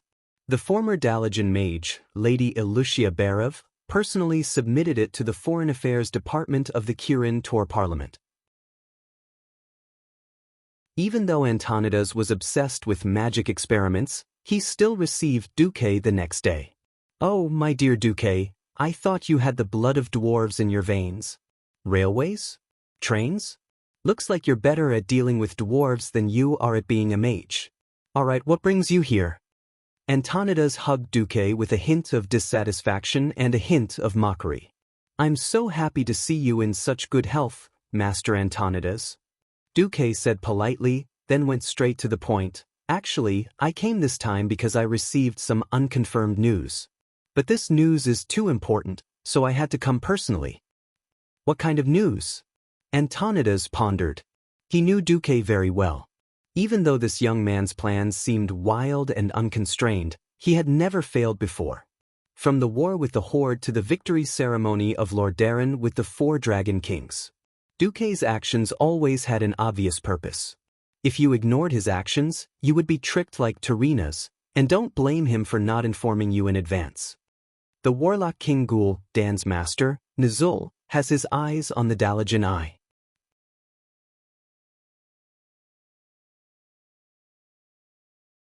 Chapter 682. The Dalagen's Eye was a super arcane magic artifact, the treasure of the Dalagen. Suddenly hearing this name, even someone as mature and steady as Antonidas could not remain calm. It was no secret that the Dalagen possessed the Dalagen's Eye, but the news of an evil super warlock coveting the Dalagen's Eye made the Kirin Tor Council president feel as if he was sitting on pins and needles. "Duque, this news is not funny. Where did you get this news? What does the Horde want the Dalagen's Eye?" Facing the serious Antonidas, Duque explained, "I found the Book of Mediv in the library of Karazhan." "Mediv?" Antonidas whispered, feeling his stomach begin to twitch slightly. "The Book of Mediv? The world's greatest wizard, the one who helped the orcs open the first dark portal, his magic book? That book contained the secrets of magic that all mages yearned for. Was it in Duque's hands now?" Antonidas had an indescribable envy. Although he was only one step away from becoming a demigod as a Breaking Dawn wizard, if there were no accidents, this step would become a chasm that he would never be able to cross. If he had the Book of Mediv, he might have a chance. But he knew that Duque, as the successor of the Mediv, would not even lend him the book to read. On the other side, Duque found the Book of Divine Artifacts. It did not take him much effort to find it in the middle of the Mediv's study, on the day that Duque cleared the last hostile boss in Karazhan. As if a switch had been flipped, this Book of Divine Artifacts, that recorded most of the powerful magic of the Mediv, appeared on the bookshelf in front of Duque. It was a huge and thick book. Its red cover was lined with brass, and there was a coat of arms with a flying crow on it. Unfortunately, Duque could only read a very small portion of the pages. The rest of the pages were all sealed by powerful magic. The system indicated that it could only be opened after becoming a Breaking Dawn wizard. Now, what Duque showed Antonidas was an illusion of one of the pages. On the page, there was a drawing that looked exactly like the Door of Darkness in the Cursed Land. However, this door wasn't in the Cursed Land. Looking at the drawing of the surroundings, it seemed to be in an unknown world. This is, according to the demonic language that I deciphered, there are two dark doors. One is in Azeroth, and the other is in Draenor, where the orcs are. They correspond to each other. Although you and I once worked together to close the dark portal, we only closed the portal itself. When we first created the dark portal, we didn't fill in the gap in the spatial barrier of Azeroth. Antonidas stroked his long white beard as he digested Duque's words. Continue. Duque pointed at the illusory page in his hand. If anyone can obtain the perfect structure of the dark portal and the coordinates of Azeroth from the Book of Mediv, if there is a powerful force that can reactivate the dark portal, such as the Dalajan's Eye, if there is a controller. Antonidas continued. Then, the reopening of the dark portal is no longer just an illusion. Duke came to a conclusion on this matter. About that controller, do you have any clues? The Kirin Tor Chancellor frowned. The scepter that Gul'-Dan used, Sardra's scepter? According to the orc captives, Gul'-Dan led his clan to abandon their tribe and went to the tomb of Sardra's in the Endless Sea, hoping to obtain the power of the fallen titan from Sardra's corpse. Obviously he failed. The orc captives said that Gul'-Dan was drowned by the demons that escaped from the tomb. The tomb of Sargeras. Just hearing about it gave him a headache. If it was during peaceful times, Antonidas would definitely not mind summoning a group of bored mages to explore. After all, they were Dalajan mages. If they didn't die in an explosion in the laboratory, they would die in all sorts of suicidal incidents. Only 1 out of 100 would have a good ending. What's the attitude of the Dragon Slumber Shrine? It seems like the dragons are temporarily unable to enter. However, Alexstrasza promised to send a small team to monitor the area and kill any demons that come out. Antonidas sighed. It seems like we don't have any good ideas in the short term. Yes. I'm also here to remind you to take good care of the Dalajan's Eye. In my opinion, as long as the 3 artifacts do not fall into the hands of Nuzul, the Alliance will not be in greater danger. At least we won't have to face the 3rd War of the Dark Portal for the time being. Well, thank you for your notice. I will immediately convene a meeting of the Kirin Tor Council to discuss this matter and strengthen the level of protection for the Dalajan's Eye. Duque followed up with a few words and left. Through the portal, Duque returned to Karazhan and saw Aurelia, who had returned to rest. Without saying anything, Duque directly embraced this noble and wild female elf into his arms. Duque, what's wrong today? The female elf sensed that the atmosphere was not right. After a few seconds of silence, Duque suddenly said, Aurelia, do you believe in fate? Aurelia's brilliant golden hair seemed to be shining, and her sexy red lips curved into a smile from the bottom of her heart. I do.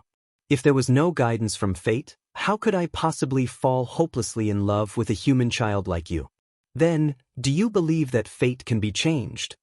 Leaning her head on Duque's shoulder, Aurelia enjoyed this quiet embrace, gently using her chest to feel Duque's powerful heartbeat. 2 years ago, when Stormwind City fell, didn't many people also believe that in the face of a powerful tribe, destruction was the only fate of humans? Then, who led them to launch a counterattack and finally to victory? Duque smiled. There was nothing to be afraid of. According to the original history, Aurelia would have joined the Alliance Expeditionary Force to counterattack Draenor, and then completely disappeared in that terrible big explosion, and was regarded as dead by the Alliance. But so what? I have already changed the fate of too many people. Lang, Lillis, Lothar, these important figures who had sacrificed themselves heroically in history were still alive and kicking at this moment. Lang was teaching the little Prince Varian. Lillis was still happily traveling the world. Anduin had just won the arm wrestling competition in the army. The only one who died before the notification seemed to be Nisario. What else do I have to be afraid of?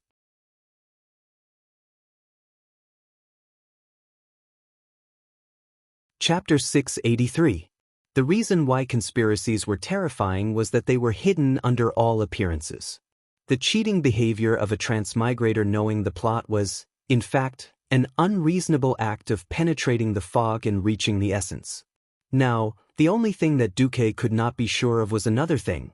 Why did the robbery team sent by Nizul succeed so easily and snatch the 3 artifacts? One of the most important reasons was that the Wings of Death, Nisario, had intervened. With the help of the former dragon aspects, the Eye of the Dalajan, which was stored in the most tightly guarded treasure vault of the Dalajan, was no different from an exhibit in a glass window. The problem was, Nisario had already been killed by Duque. If the theft of the 3 artifacts had failed, the door of darkness would not have been completely opened again, and there would have been no expeditionary army, and there would have been no Draenor explosion. This is awesome. Just thinking about it makes me feel good. I don't have to work so hard anymore. Duque hugged Aurelia tightly. It was a feeling of wanting to rub his lover into his body and become one with him. Smelling the fragrance floating between the golden hair, Duque swore to himself, "Come on, Zul. I don't care if you're the first orc shaman or the powerful Lich King. I've already dug a big hole for you. Let's see when you jump into the hole." Strategies were especially effective when one's strength was insufficient and one had to fight the strong with the weak. When one's strength was strong enough to defeat the enemy, then it would be meaningless for the enemy to play any tricks. In the 3 years of the Door of Darkness, the whole year was spent in the midst of the kingdom's reconstruction. In May, Stormwind announced the implementation of compulsory military service. Every adult man over the age of 16 must undergo 3 months of military training.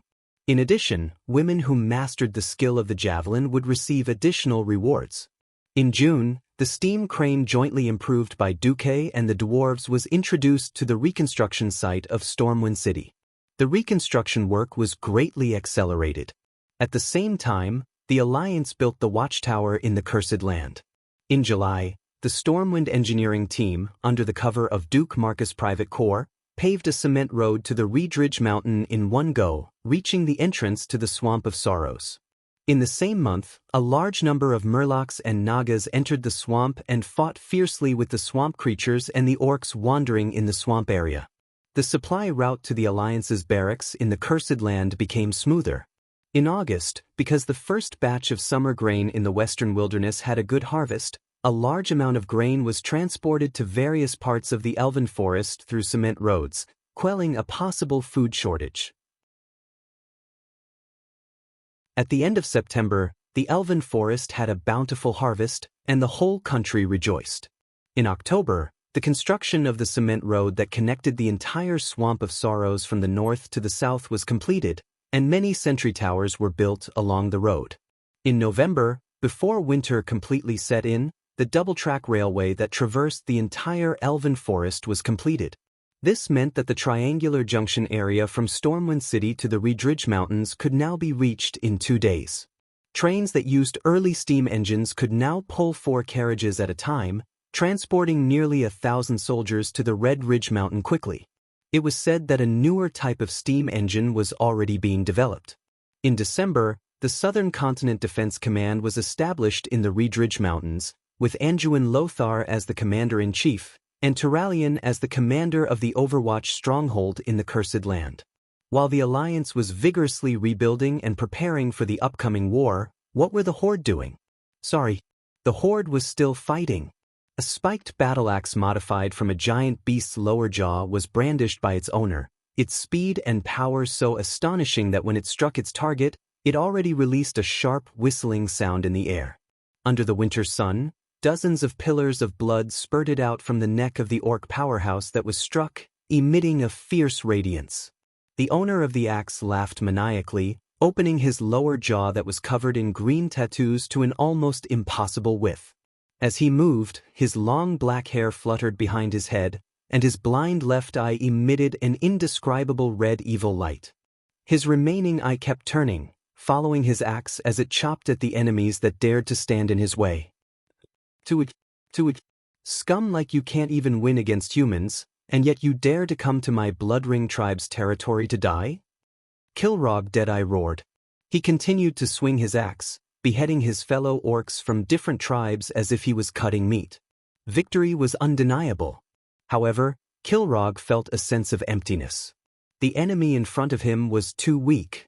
Compared to the human holy knights he had fought before, it was like the difference between a wild boar and a giant dragon. His exquisite skills and great strength were rendered useless. Kilrogg heard someone call his name and snorted. He turned around, forcing himself not to be immersed in the desire for a bloody battle. Kargath? It was Kargath Bladefist. Barging in while two tribes were engaged in a fierce battle was not a rational thing to do. If he was not careful, he would provoke both sides to attack him. He did not care, because he was Kargath Bladefist. Strolling on the battlefield, Kargath was practically taking a leisurely stroll. If any blind orc pounced at him, he would use his severed arm's serrated evil blade to send that guy to reincarnation. The battle was actually coming to an end. This small tribe that had gone mad from hunger had foolishly barged into the territory of the Bloodring tribe, which seemed to have fewer people. From the start, they were destined to have a tragic ending. They did not chase after this small tribe, as Kilrogg's subordinates would do it themselves. Kilrogg carried his serrated battle axe as he walked towards Kargath. Even though he had just been engaged in intense activity, he was now only lightly panting. He raised his head to look at Kargath. No matter how many times he had seen Kargath, the evil blade on his severed arm would always leave a deep impression on him. Old friend. Kilrogg waited for the leader of the Shattered Palm tribe to walk to his side. They held each other's hands tightly. Of course, it was the right hand. Kilrogg did not want to hold his opponent's blade. Looks like your tribe hasn't recovered yet. You should learn from my tribe. Kargath revealed a rough and cruel smile. Kilrogg rolled his only remaining eye. You bastard, do you think anyone can learn from your Shattered Palm tribe? Directly cutting off an arm and equipping it with a blade is equivalent to joining the tribe. Thanks to this cruel yet simple and effective action, the Shattered Palm tribe's population rapidly expanded. The Bloodring tribe will rise again. However, have you had enough of this boring internal strife? If it wasn't for Ghoul, Dan, we would have won long ago.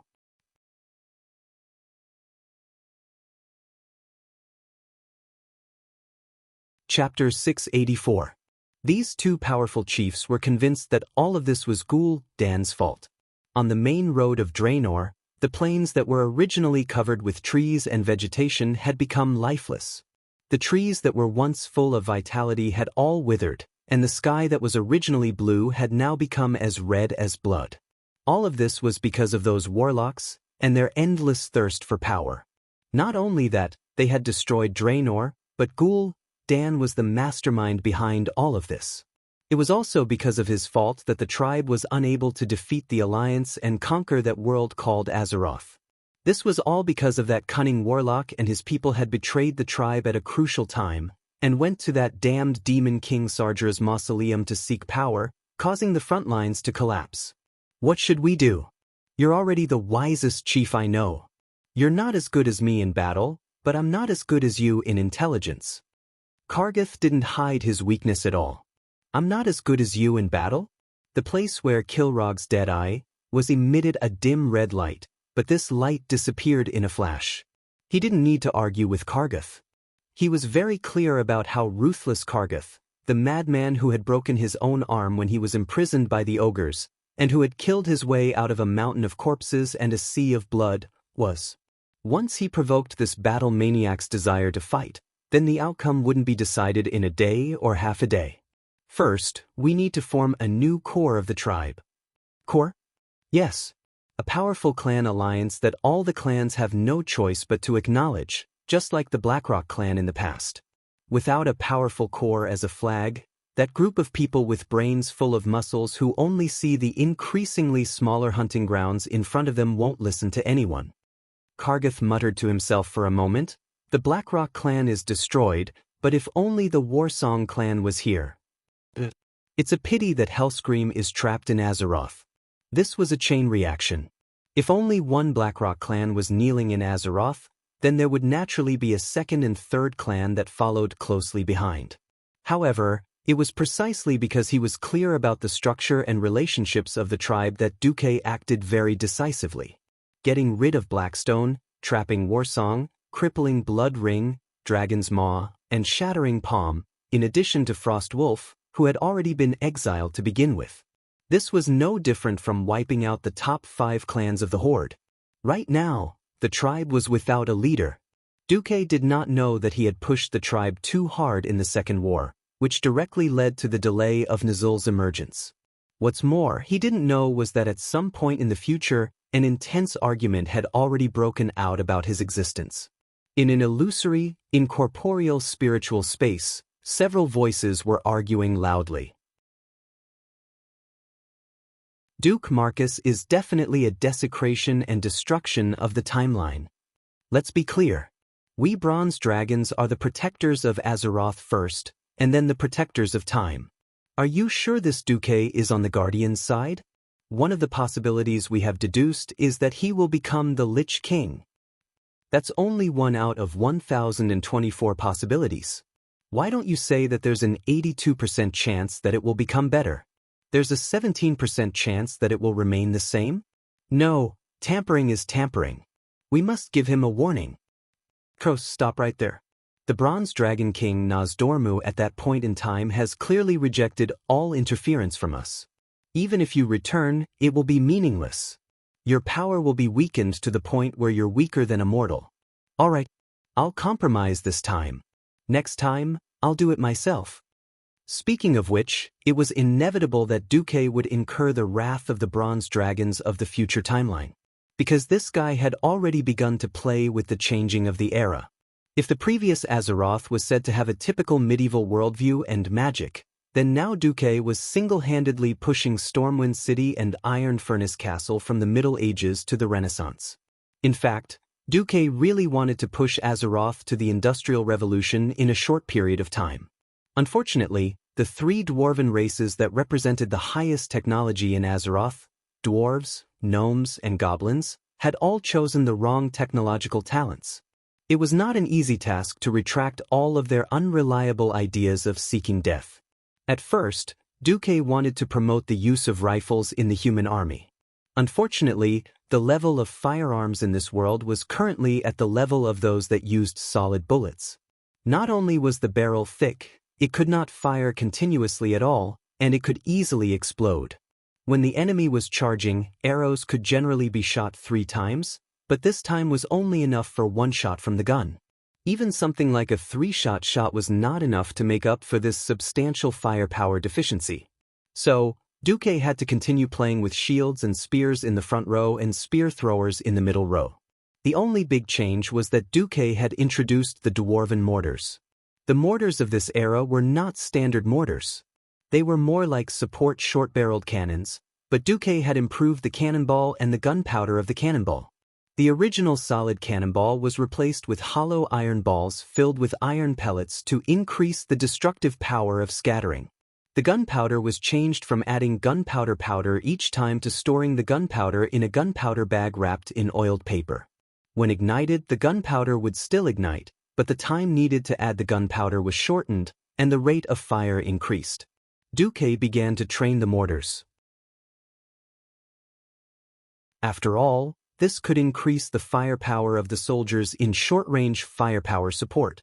Standing at the shooting range of the Overwatch fort, watching Duque's mortar team fire shells at a rate of 2 per minute. Each shell could accurately blast more than 10 armored scarecrows into pieces. The high-ranking officials of the Alliance were speechless. It feels like we spend 10 years to train a knight, and he's gone in a minute on the battlefield. It's not as good as training a group of mortars for 3 months. Anduin had his hands on his waist helplessly. Duke shrugged. It's not like you haven't experienced the Battle of Blackrock Mountain. If it weren't for the dwarven steam tanks, would we still be standing here talking so leisurely? Technology is the #1 productive force. The gnome great craftsman Gerben recited Duque's famous saying. Anduin looked at the huge steel vehicle that came from the north, passed through the drawbridge, and drove into the Overwatch fort along the huge tracks on the drawbridge. He sighed deeply. I didn't believe in technology in the past. Even though I've been to the Iron Stove fort, I still can't imagine that it only takes a day to cross the entire elven forest. It only takes 3 days to get from Stormwind City to the Overwatch fort. Anduin Lothar, who had stayed in the unbuilt Overwatch fort for a period of time, knew very well what a miracle it was.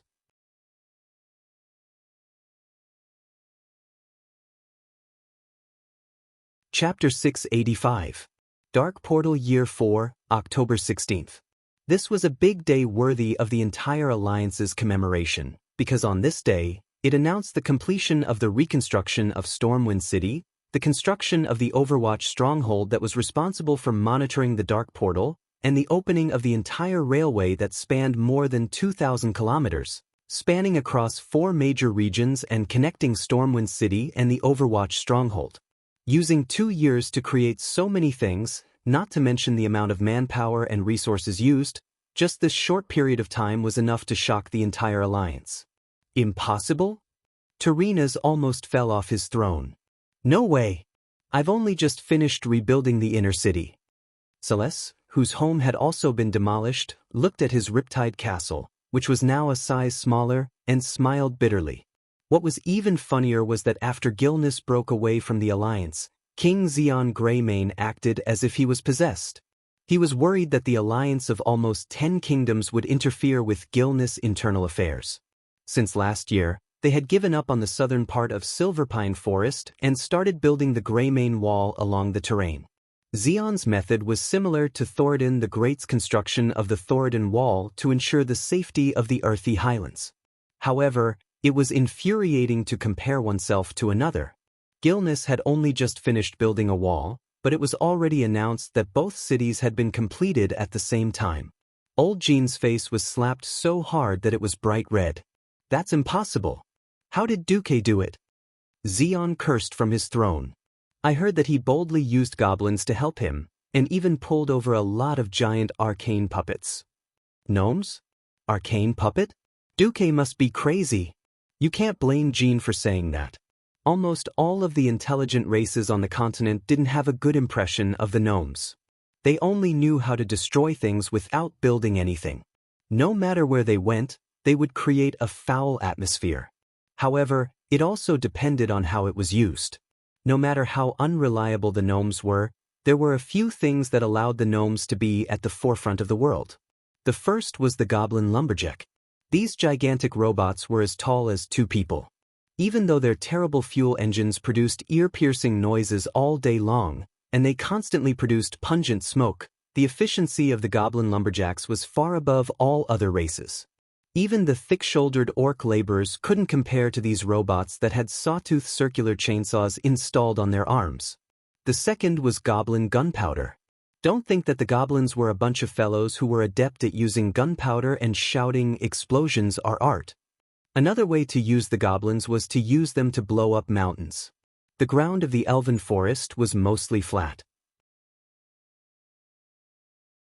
After laying gravel and wooden ties, the rails would be very stable.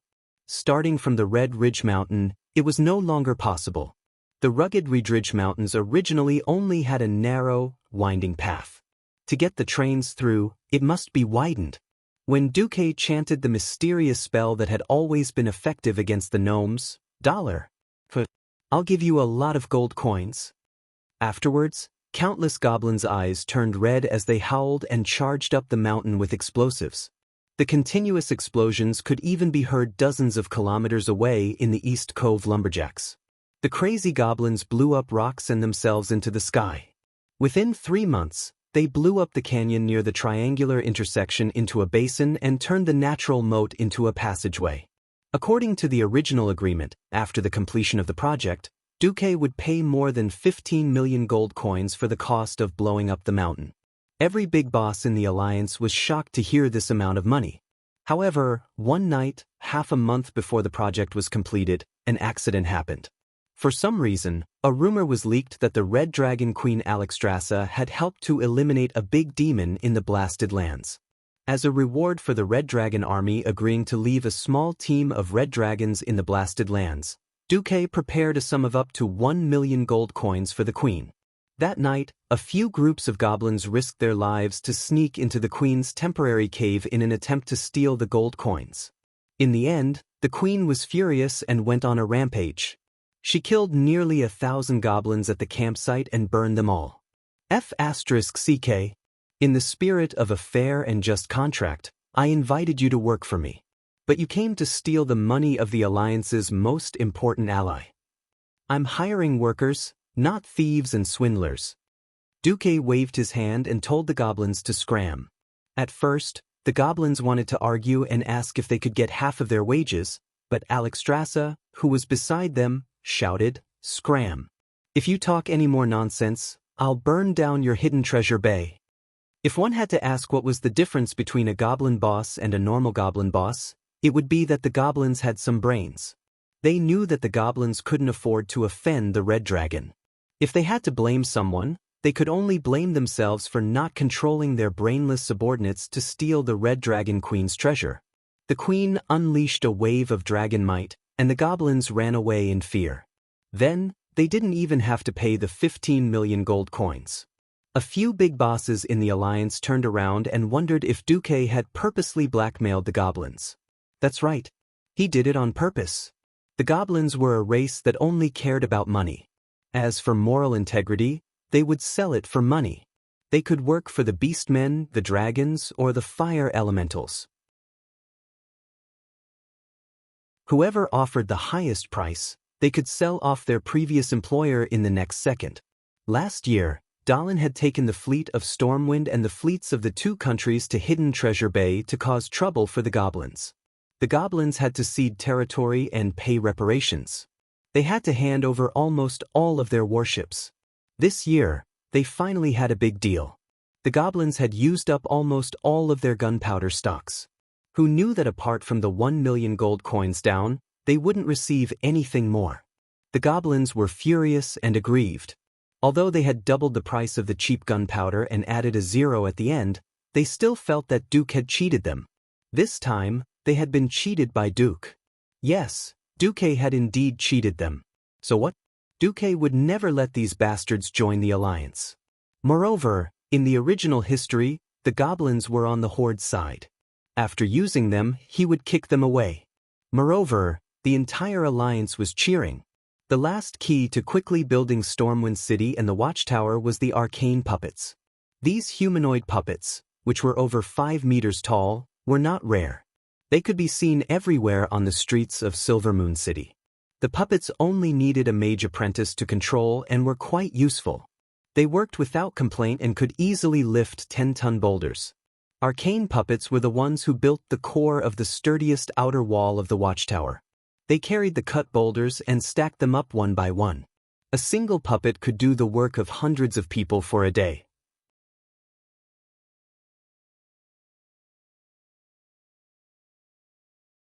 Chapter 686.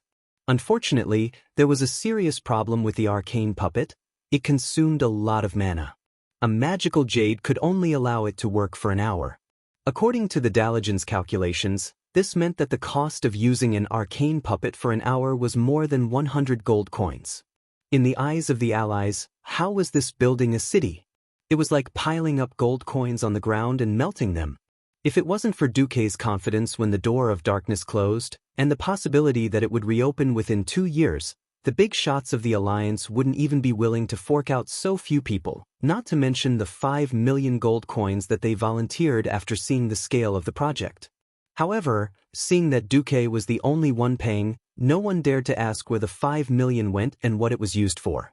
Anyway, all the ministers swore that if it were them, considering the harsh geological conditions and the serious supply and manpower problems, the 5 million would only be enough to build the walls of the watchtower.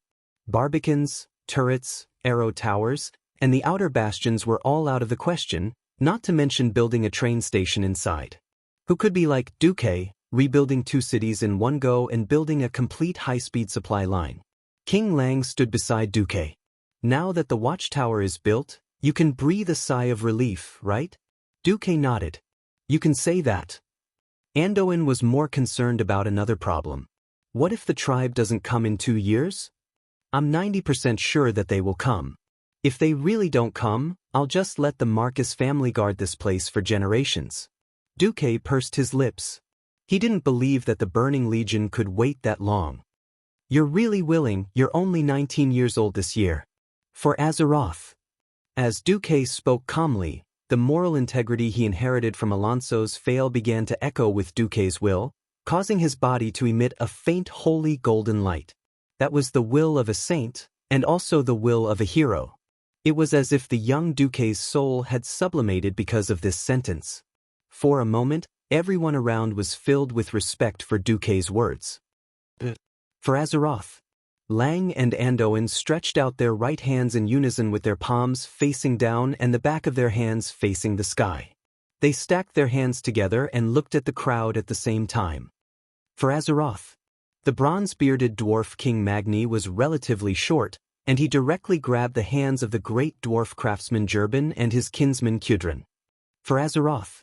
Daylin and Salas smiled and put their hands on it. We are all doing this for Azeroth. Antonidas and Terinas placed their oldest palms on the highest point. The war was over, but a new war was bound to come. Perhaps every country had their own interests and concerns, but in the face of a huge threat that could destroy all of them, they had no choice but to ignore their differences and stand closely together. Duque also put his hand on it. Yes, let's work hard together. At this moment, in the Moon Shadow Valley of Draenor, 2 figures that were short and slender compared to the orcs walked into the village of the Shadow Moon clan as if there was no one else around. Nizul. A strange shout with a certain evil aura echoed in the village. Tyron Gorefiend and Jazz Soul Shredder, who was also a first-generation Death Knight, walked on the central road of the village. Their iron leg guards, which were rarely used by orcs, kicked up a thick layer of dust under their feet. The curious orc villagers poked their heads out of the simple doors and windows of their houses to see what was going on. When they met the strange red eyes of the intruders, everyone felt a chill that seeped into their souls, and everyone was scared back. Nizul. Tyrone once again roared in a cold and discontented tone, I want to talk to you. Don't make me force you out. His shout finally had a reaction here. A few tall and burly green giants carrying heavy iron axes came behind the 2 of them. A rough voice came from behind. I don't know who you are, and I don't care who you are. You are now trespassing on the territory of the Shadow Moon clan. Get out of here now, or die. The Death Knight turned to the strong orc warrior who had just approached him from behind. I, Tyron Gorefiend, am looking for Nizul. Pass a message to him for me, or get out of here. The orc looked a little uneasy when he heard the name. Gorefiend? You are the Death Knight? His face twisted with disgust, revealing 2 fangs. He looked at the Gorefiend and his companions, summoned up his courage, and said, Don't provoke the Shadow Moon clan, or we will let you Death Knights die again. Jazz laughed. Then we really want to see how you will let us die again. Tyren nodded slightly. Suddenly, several figures walked out from the shadows of the huts in the village and came to the side of the 2 Death Knights. Although they were wearing hoods, their eyes, which shone with a strange light, were still clearly visible. Tyrone smiled, while the Beastman gulped. Last chance. Hurry up and find Nizul, or your pride will let you die a miserable death. The orcs always had a kind of persistence towards their own land that was unexpected to others. Nizul won't see anyone. Although he had begun to sweat, it was clear that he was clenching the axe in his hand. Oh! Tyren sighed softly. His lungs that had long since decayed inhaled a mouthful of air and exhaled, issuing a strange whistling sound. You can die now. Without waiting for the orc to reply, Tyren stretched out his right hand, which was protected by plate armor, and chanted a spell in a low voice. The sudden pain made the orc forget to breathe, and he bent over in pain. Tyren clenched his fist. At the same time, dark red blood suddenly gushed out of the orc's nose, eyes, and mouth. Without staying for a second, Tyren turned and headed deeper into the village. He no longer had any interest in torturing this annoying orc. Along the way, it seemed that he had killed too many of these brainless guys. Evil dark magic. A Shadow Moon warrior shouted, grabbing the battle axe beside him. Kill them. Otherwise, no one will be spared. His roar was echoed by several orcs around him, and they all raised their weapons and rushed over. Tyren Gorefiend turned around like lightning, his glowing eyes narrowing. Since you want to die, I'll just kill you all and find Nizul myself.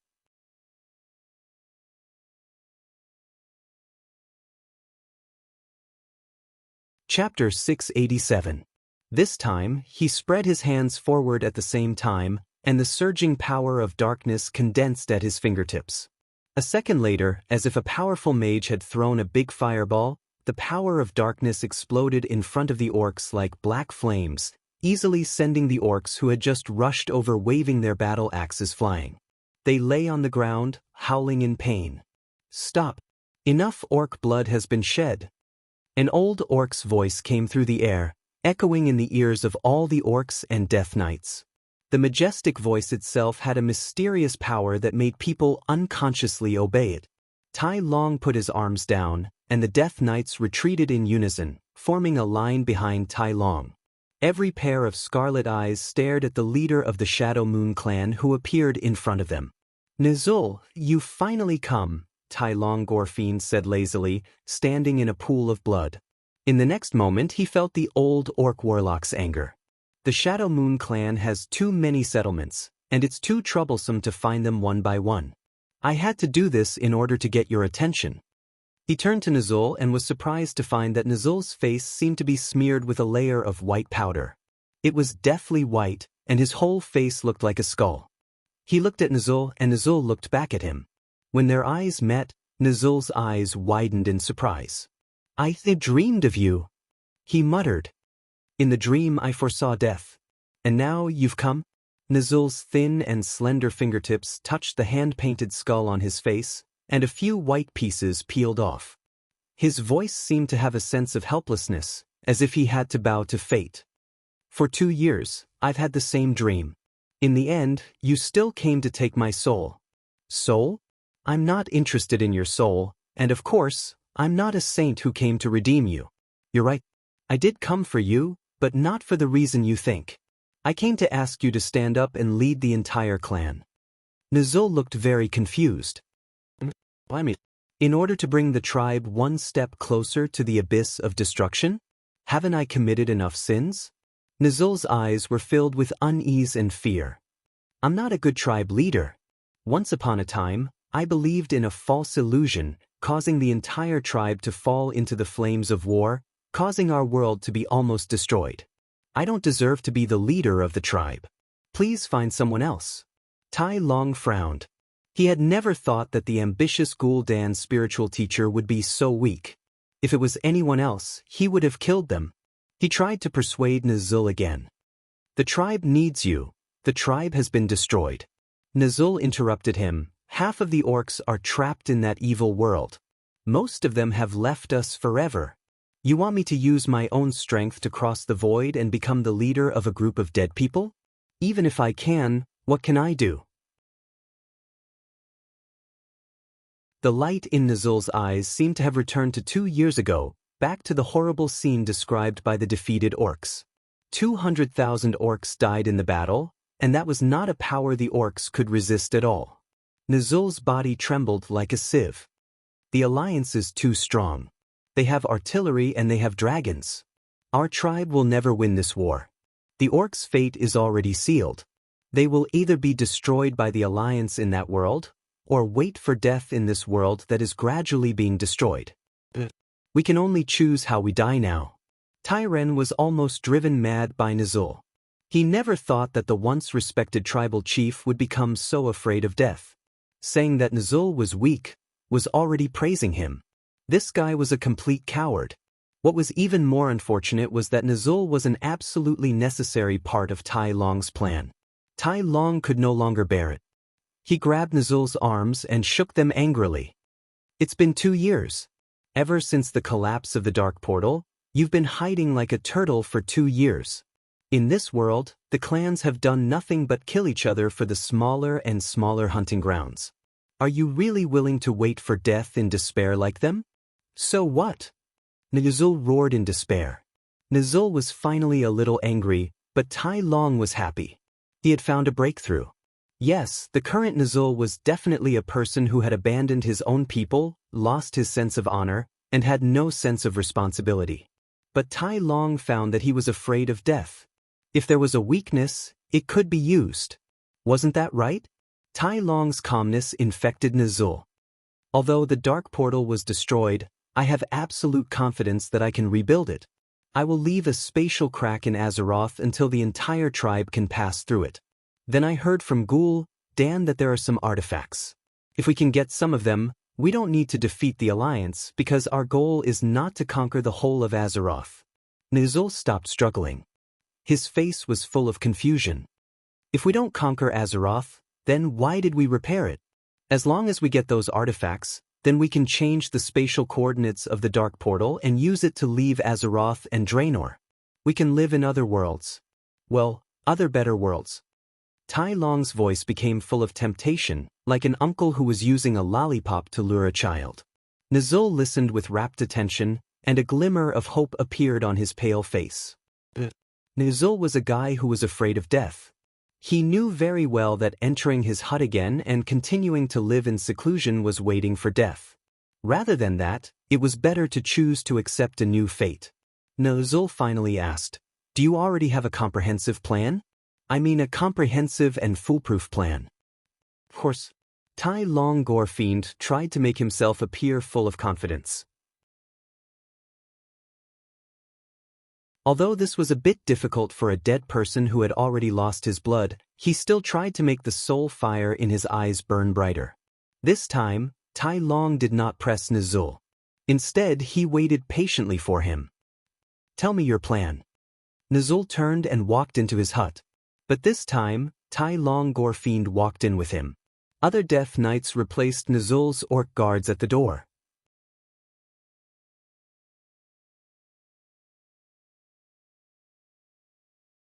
Chapter 688. The Dark Portal, 11th of November, Hand-Chopping Day. No, it was Singles Day on Earth. It was not a holiday in Azeroth, but late at night, the atmosphere in the Overwatch stronghold was tense. It was not just the Overwatch stronghold. Almost every sentry tower near the Dark Portal was on high alert. All the soldiers would take shifts every 2 hours. "Hey, Corporal, wake up. It's level 1 combat readiness. Do you hear me?" Below the sentry tower, an Alliance officer on horseback woke up the soldiers who were dozing off. Corporal Randall laughed. "Lieutenant William, don't be so nervous. Look at the cursed land in front of us. We have been guarding it for almost 2 years, and there is nothing here that we need to seal off. Besides, isn't Pang Lei looking at it? Isn't that right, brother?" Another soldier who was on the lookout next to him responded with a "hmm." Although Second Lieutenant Williams' expression was not good, he could only agree. In the past 2 years, from the initial fear to the calm, nothing had happened here. There were no orcs, no demons, not even animals. Apart from the occasional gust of wind that would blow a relatively round rock to roll on the Crimson Land, there was not even a ghost here. But he still looked a little uncomfortable. "Randall, perhaps you are right," he admitted, wiping his face with his gloved hand. "But please be clear, even when we first arrived, Sir Marcus, the deputy commander, only gave us a level 3 combat readiness that was close to a vacation. But now it's level 1. 2 people in a team on alert at the same time, understand? From the second half of this year onwards, we can enjoy fresh seafood. What is it for?" Isn't it because seafood can improve one's night vision? Otherwise, the great lord above would not be so kind as to let me eat such fresh seafood. All right, for the sake of the freshness of the seafood. I can't imagine that the seafood that was transported from more than 1,000 kilometers away is still alive. Randall stood up and carefully used a telescope to look at the dark portal in the distance. Thanks to the development of the military industry, the telescope that was once only available to generals was now equipped with 2 in each of the 12 watchtowers surrounding the dark portal. 2 soldiers looked ahead of them, under the light of a brazier set in a particular place. They could still clearly make out a glimmer of light in the air behind a pile of rubble. It was very narrow, about the width of a person and the height of 2 people. They had been told that the crack was a remnant of the dark portal, and that their duty was to guard it. Second Lieutenant William left with a few patrolling soldiers.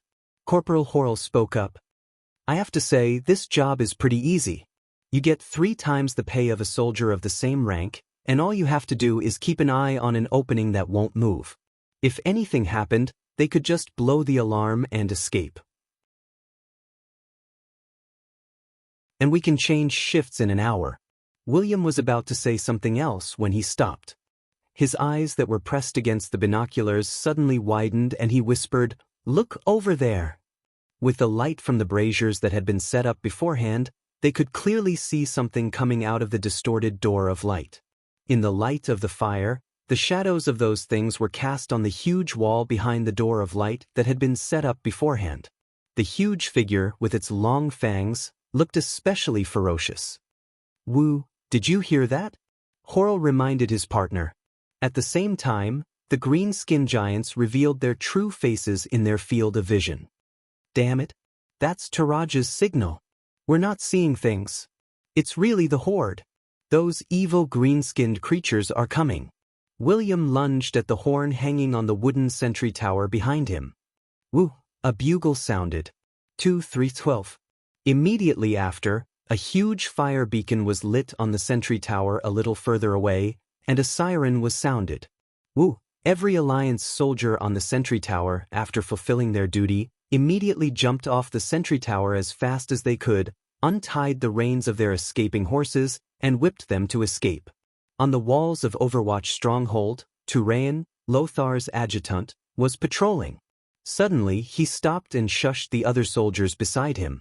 The group of people held their breaths and stood there for 2 seconds, trying to figure out what was going on. Then Turayan heard it. The siren in the wind sounded like the low groan of a giant beast that had just woken up. Then, it immediately turned into a warning roar. I want the magic mirror image of the dark portal. Turayan called out to the mage who was on duty. The middle-aged mage hurriedly chanted an incantation. When the mage's eye that had been arranged beforehand sent over the image, Turayan looked at the spatial crack in the image and took a deep breath. The cold wind that seeped into his lungs almost made him lose the ability to speak. The crack was expanding. Sound the alarm.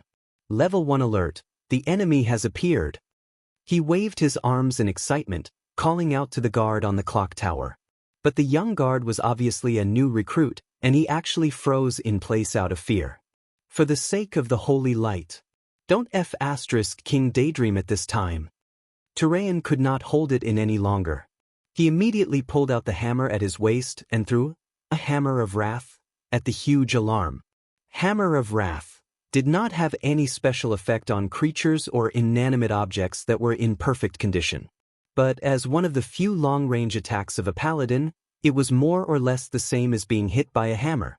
Dang! The loud noise finally woke the guard up.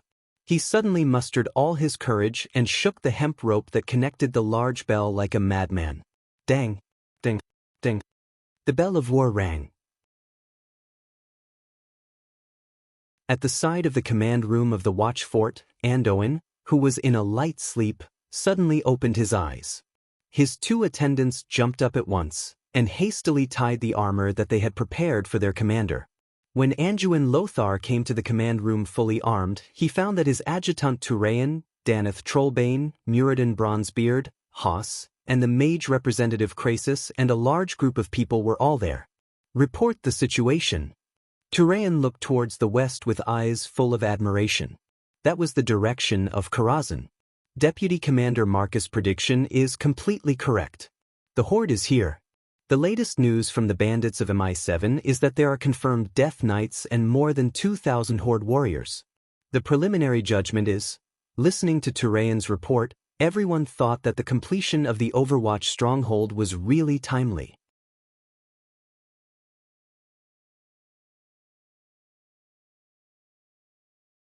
Chapter 689.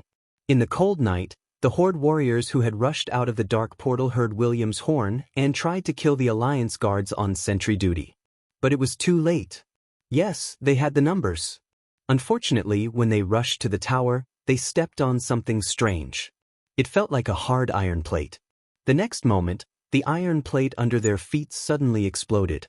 The exploding pig iron easily tore their bodies apart. The orcs who rushed at the front immediately fell into a pool of blood. It was late at night, and darkness covered the entire cursed land. The orc warriors could not see their enemies. Just as they were still walking around the dark portal, looking for the human sentries who had escaped, a few muffled sounds came from the darkness. Then, a dazzling light shot into the air and slowly floated down, exposing all the orcs near the dark portal to the light. The human thieves in the darkness could clearly see the orc warriors and death knights coming out of the newly expanded crack. But the thieves did not take any further action, allowing the orc tribe to control the dark portal on the side of Azeroth. Just 10 minutes later, Karazhan received a message. The one who received the magic message was Jaina, who was on duty for the second half of the night. Magic messages were also a part of magic. Even mages could not receive magic messages in their sleep, because dreams were Isra's domain. And whether Duque was asleep or not, he refused all magic messages at night. If they wanted to find Duque, they could only send a message through the mages on duty in Karazhan. Jaina rubbed her eyebrows with her slender hands. Even if I'm still a girl, staying up late is still the enemy of beauty. Jaina tilted her head and looked at herself in the mirror. Well, at 15 years old, she was even more beautiful. Her brilliant golden hair cascaded down her shoulders like a waterfall. Her beautiful oval face had a mysterious aura, and it seemed that as her magic increased, her breasts became more prominent. Jaina knew very well how tempting she was. It's a pity that my horrible teacher only orders me around like an apprentice.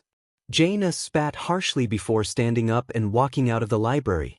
She quickly climbed the 3-story spiral staircase and headed for Duque's bedroom on the top floor of the Magus Tower.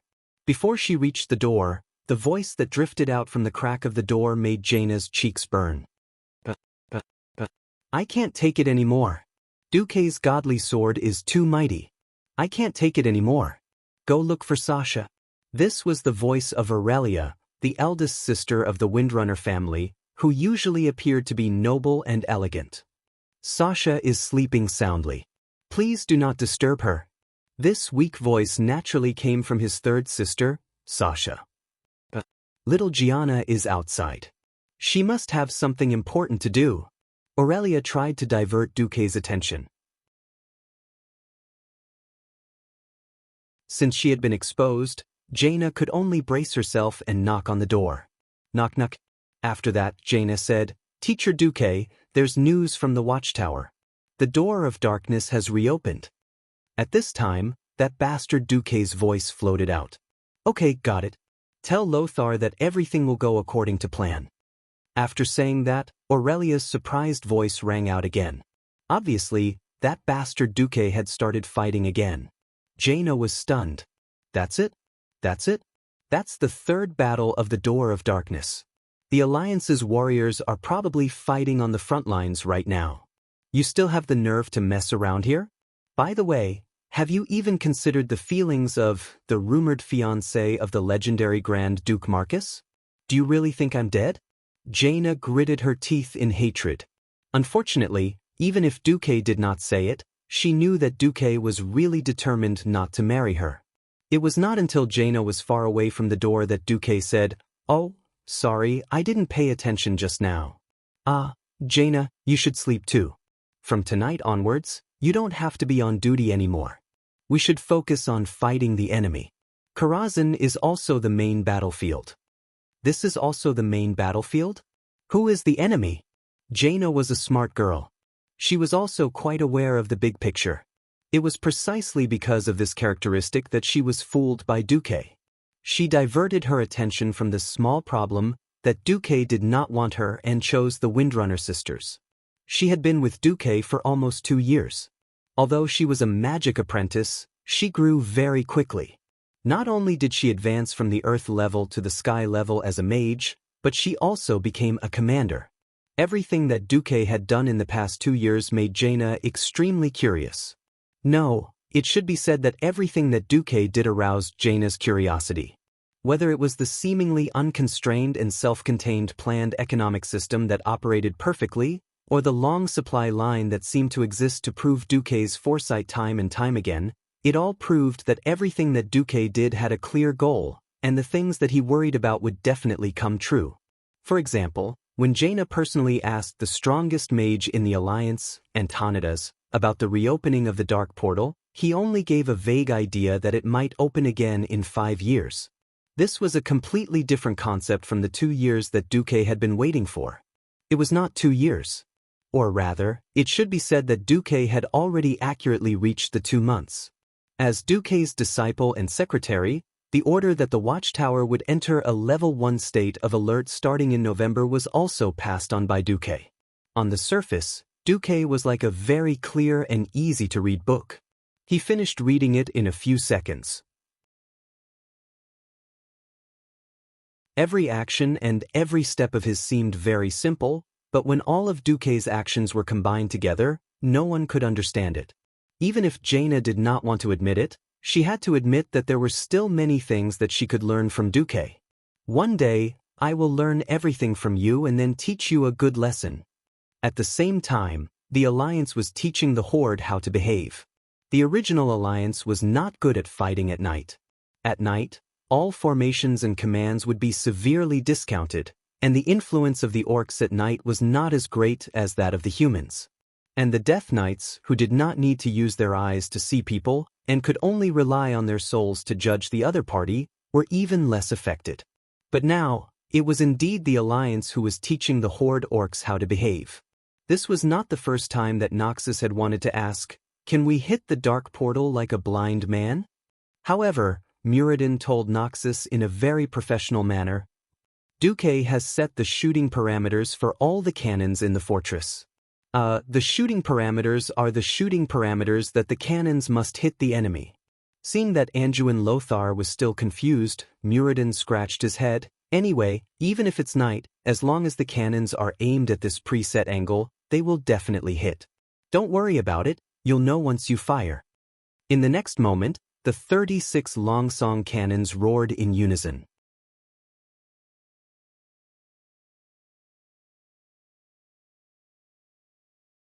Chapter 690.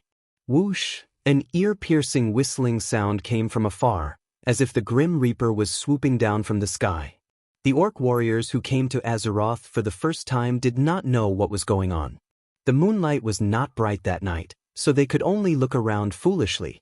However, Kilrog Deadeye, the chieftain of the Blood Ring clan, who had experienced the battle at Blackrock Tower in the Scorching Canyon, had a drastic change in expression. His wrinkled face scrunched up in horror. He shouted at the top of his lungs, "Fire! Spread out! Get down!" Then he hid behind the Dark Portal. What the hell was firing? The rookie orc warriors did not understand, but the veteran orc beside him did. Not to mention the veteran orcs, even the Death Knights who were unafraid of normal physical attacks had to crawl on the ground in the face of this apocalyptic power, curling up like a porcupine. Only the foolish new recruits remained where they were, not knowing what to do. Some of them spread their legs as if they wanted to run out of this dangerous area. There were even some who raised their wooden shields in an attempt to block the projectiles that were, in theory, javelins and axes. Everything was in vain. They knew that the orcs would come out from the Dark Portal again. For 2 years, the promised battle in the field had been turned into a turret defense game. Did they really think that the crazy Duque would not do anything?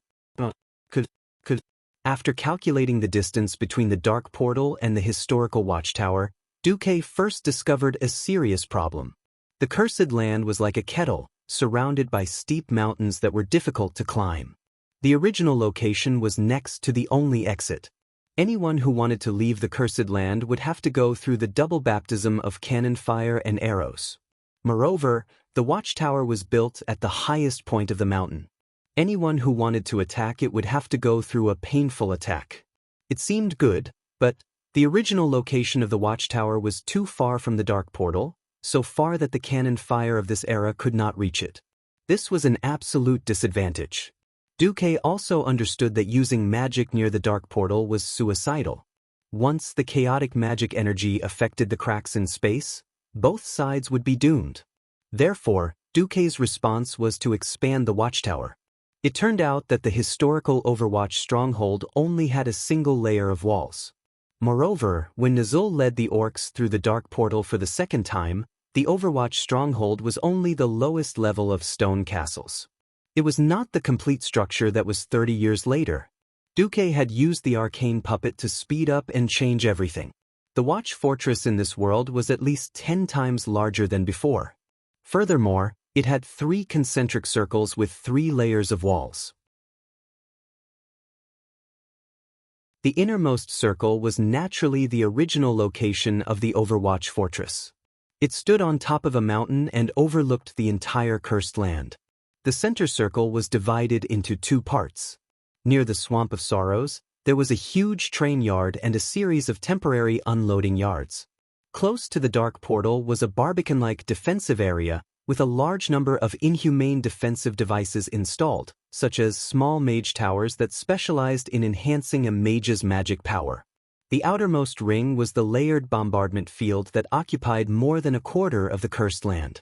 There were a total of 7 levels, and between each level was a stone wall that was over 5 meters tall. Equipped with standard arrow towers, firing holes, and a large number of mortars, it was enough to equip 5,000 soldiers. The distance between each level was about 300 meters. The 36 longsong cannons were actually railway cannons, installed on the train skin on the tracks.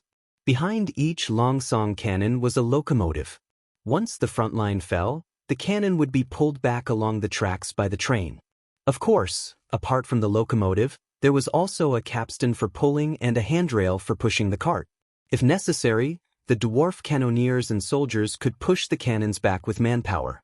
The tracks extended all the way into the watch fortress. As long as they could be pulled back in time, they could be reinstalled on the cannons of the watch fortress and transformed into longsong cannons. These longsong cannons could be said to be the pinnacle of this era. Ha! Blast them to death! Go! Big steel cannon! Muradin laughed maniacally.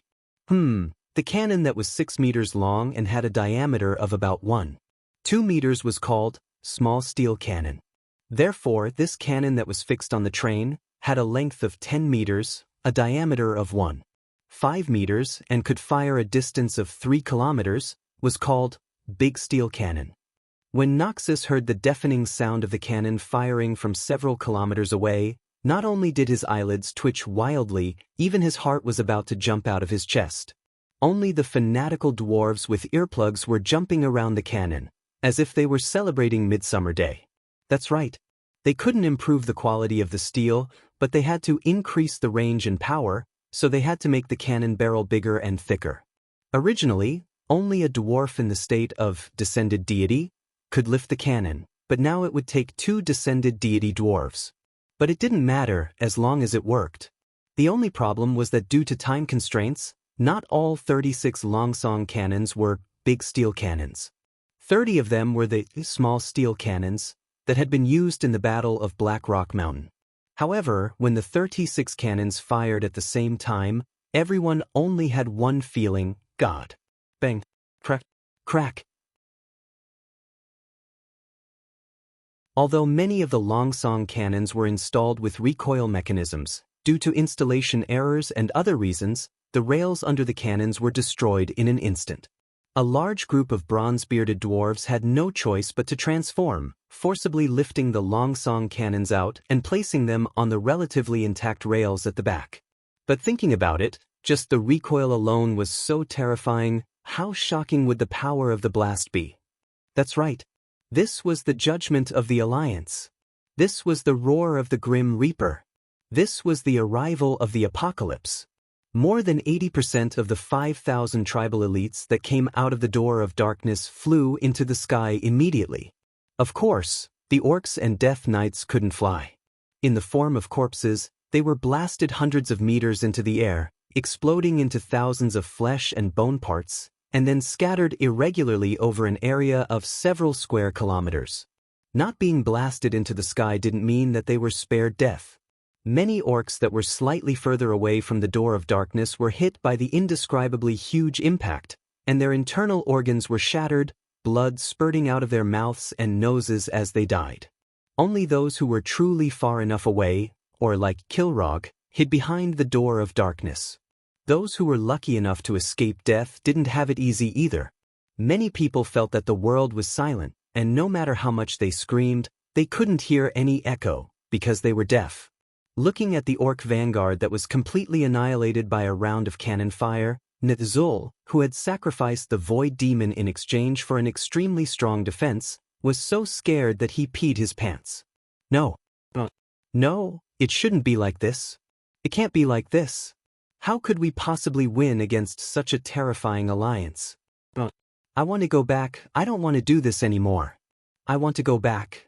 Anduin Lothar, who saw all this through the binoculars and the mage's eye, made a rare witty remark. What did Duque say? 10,000 taels of gold when the cannons are fired? Although I don't know what 10,000 taels of gold is, remember to send the bill to His Majesty Tyrannus.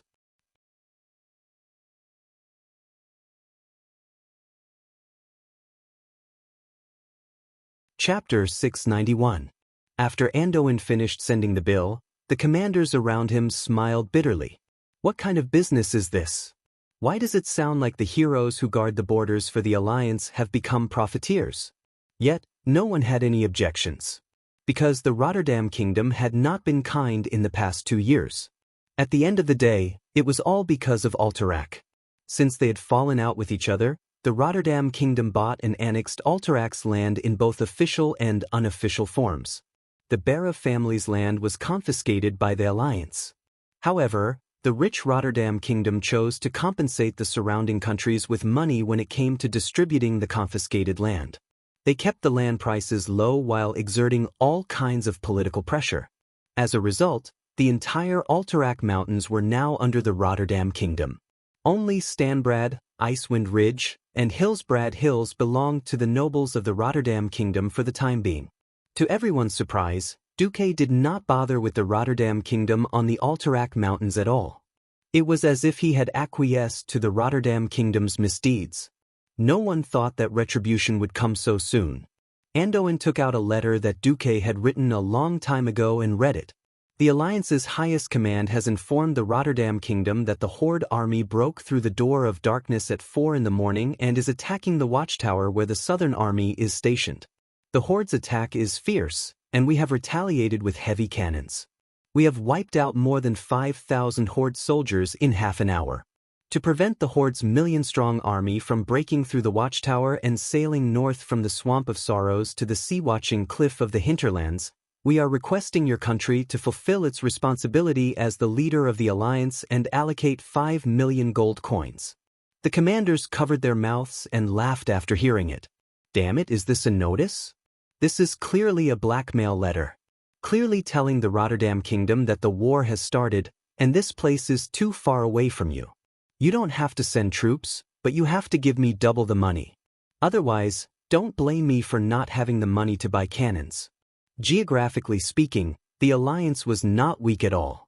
Because even if the Overwatch stronghold fell, there was still the newly established Riedridge Mountain stronghold at the front line of the Riedridge Mountain. Ryan personally led 70% of the Stormwind Kingdom's military forces, in addition to Reginald Windsor's Duke private army, which totaled to 120,000 soldiers. Someone asked if the Horde would attack Upwind Trail? The entire Headwind Trail was within the attack range of the Karazhan Mage Tower. In terms of magical defense, Karazhan and the Well of the Sun had the same level of defense at this time.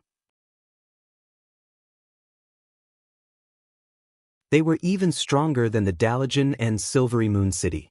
Hence, The biggest possibility of the fall of the watchtower was what Anduin had said just now.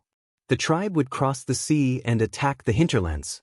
If that was the case, who would be the one kneeling? It was either Rotterdam or Kuel Salis. In fact, when Tarinas was woken up in the middle of the night, he was very upset. But when he saw the orc limbs flying in the air in the magic mirror, he was silent for a long time. That's right. The horde was back.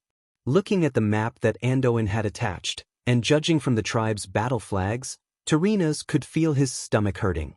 There were nearly 10 first-class tribes and clans written on it. Knowing that it was Duque who was robbing them, Tarinas could only pinch his nose and accept it. Of course, the most infuriating thing was Duque's reminder. We will definitely attack the horde at the watchtower, but please be careful. According to the information provided by the Alliance's captives, the Alliance Command believes that the Warsong clan in the Tirisful Woodland and the Frostwolf clan in the Alterac Mountains, a first-class clan, will respond to the horde's attack. Seeing this, Tarinas had the urge to jump into Lake Lordamir. F***CK, the Warsong clan had not been completely wiped out after 2 years. That was enough to give him a headache. Where did the first-class Frostwolf clan come from? When did this information come from? Tarinas would not believe it even if he was beaten to death. This was the information he had just received. Needless to say, Duque obviously knew about it a long time ago. He didn't say it when Rotterdam took over the Alterac Mountains, and only revealed it when the horde attacked. Alright, there were 2 first-class tribes in his backyard. Even if they were half dead, when the horde's army arrived, the Rotterdam kingdom would be destroyed. Was this a blackmail letter from the front line? This was a scumbag blackmail letter with extra information. Tarinas slammed the armrest of his throne 3 times with all his might. Even the ministers at the foot of the throne could feel the tremors. His confidant, Duke Charmus, whispered, "We have to pay for this, and not just the amount. Send my orders to double the reward to the Alliance Command Center. Let's use the Rotterdam Kingdom's treasury first. Then, whoever takes Alterac Mountains land will be split according to their shares." Double was 10 million gold coins. Even Duke Charmas, who was used to seeing big scenes, could not help but grit his teeth when he heard this. They did not believe that Duque would give up on the watchtower that he had spent so much effort to build, but Rotterdam could not afford to gamble. Actually, 10 million gold coins was not that much for Duque. In order to upgrade their technology, the bronze-bearded dwarves, who were the main suppliers of raw materials and workers, were actually selling everything they had. If they did not build the watchtower and the Redridge Mountain Fortress, they would first have to kneel to Stormwind and Cosmoden. Duque was a kind person. Since the bronze-bearded dwarves were so determined to support Stormwind, how could Duque let Magni suffer losses? Less than 5 minutes after the news of Rotterdam's promise of 10 million gold coins, Duque sent Magni an arms purchase order that was worth 5 million gold coins and was 200 pages long. In order to fulfill their duties as allies, the cannons, ammunition, soldiers and workers provided by the Iron Furnace Castle were all free of charge. Now, in this order, Duque doubled the cost that Magni told Duque, and added a 0 before the decimal point to purchase. In the end, it was Magni who was kind enough, or perhaps he felt that it was too shameless to earn so much, that he waved his pen and said, "For the Alliance, I'll give you a 50% discount." On the other side, the Horde had no idea that there was such an exciting game within the Alliance. The Horde's vanguard almost peed their pants. Nazul panicked and wanted to run back, but he was grabbed by the Death Knight Tyron Gorfiend. "Idiot! Calm down. It's too late. The Dark Portal has already been opened, and we have already angered the Alliance. If we go back like this, the Alliance will only rush into our world and kill us all. Completing the mission is more important." Mission? Do we still have hope? Yes. Your hope is me. A sudden voice interrupted, and it was in a strange orc language. Nazul looked in the direction of the voice and saw a cold-looking human standing in the middle of the Death Knights near him.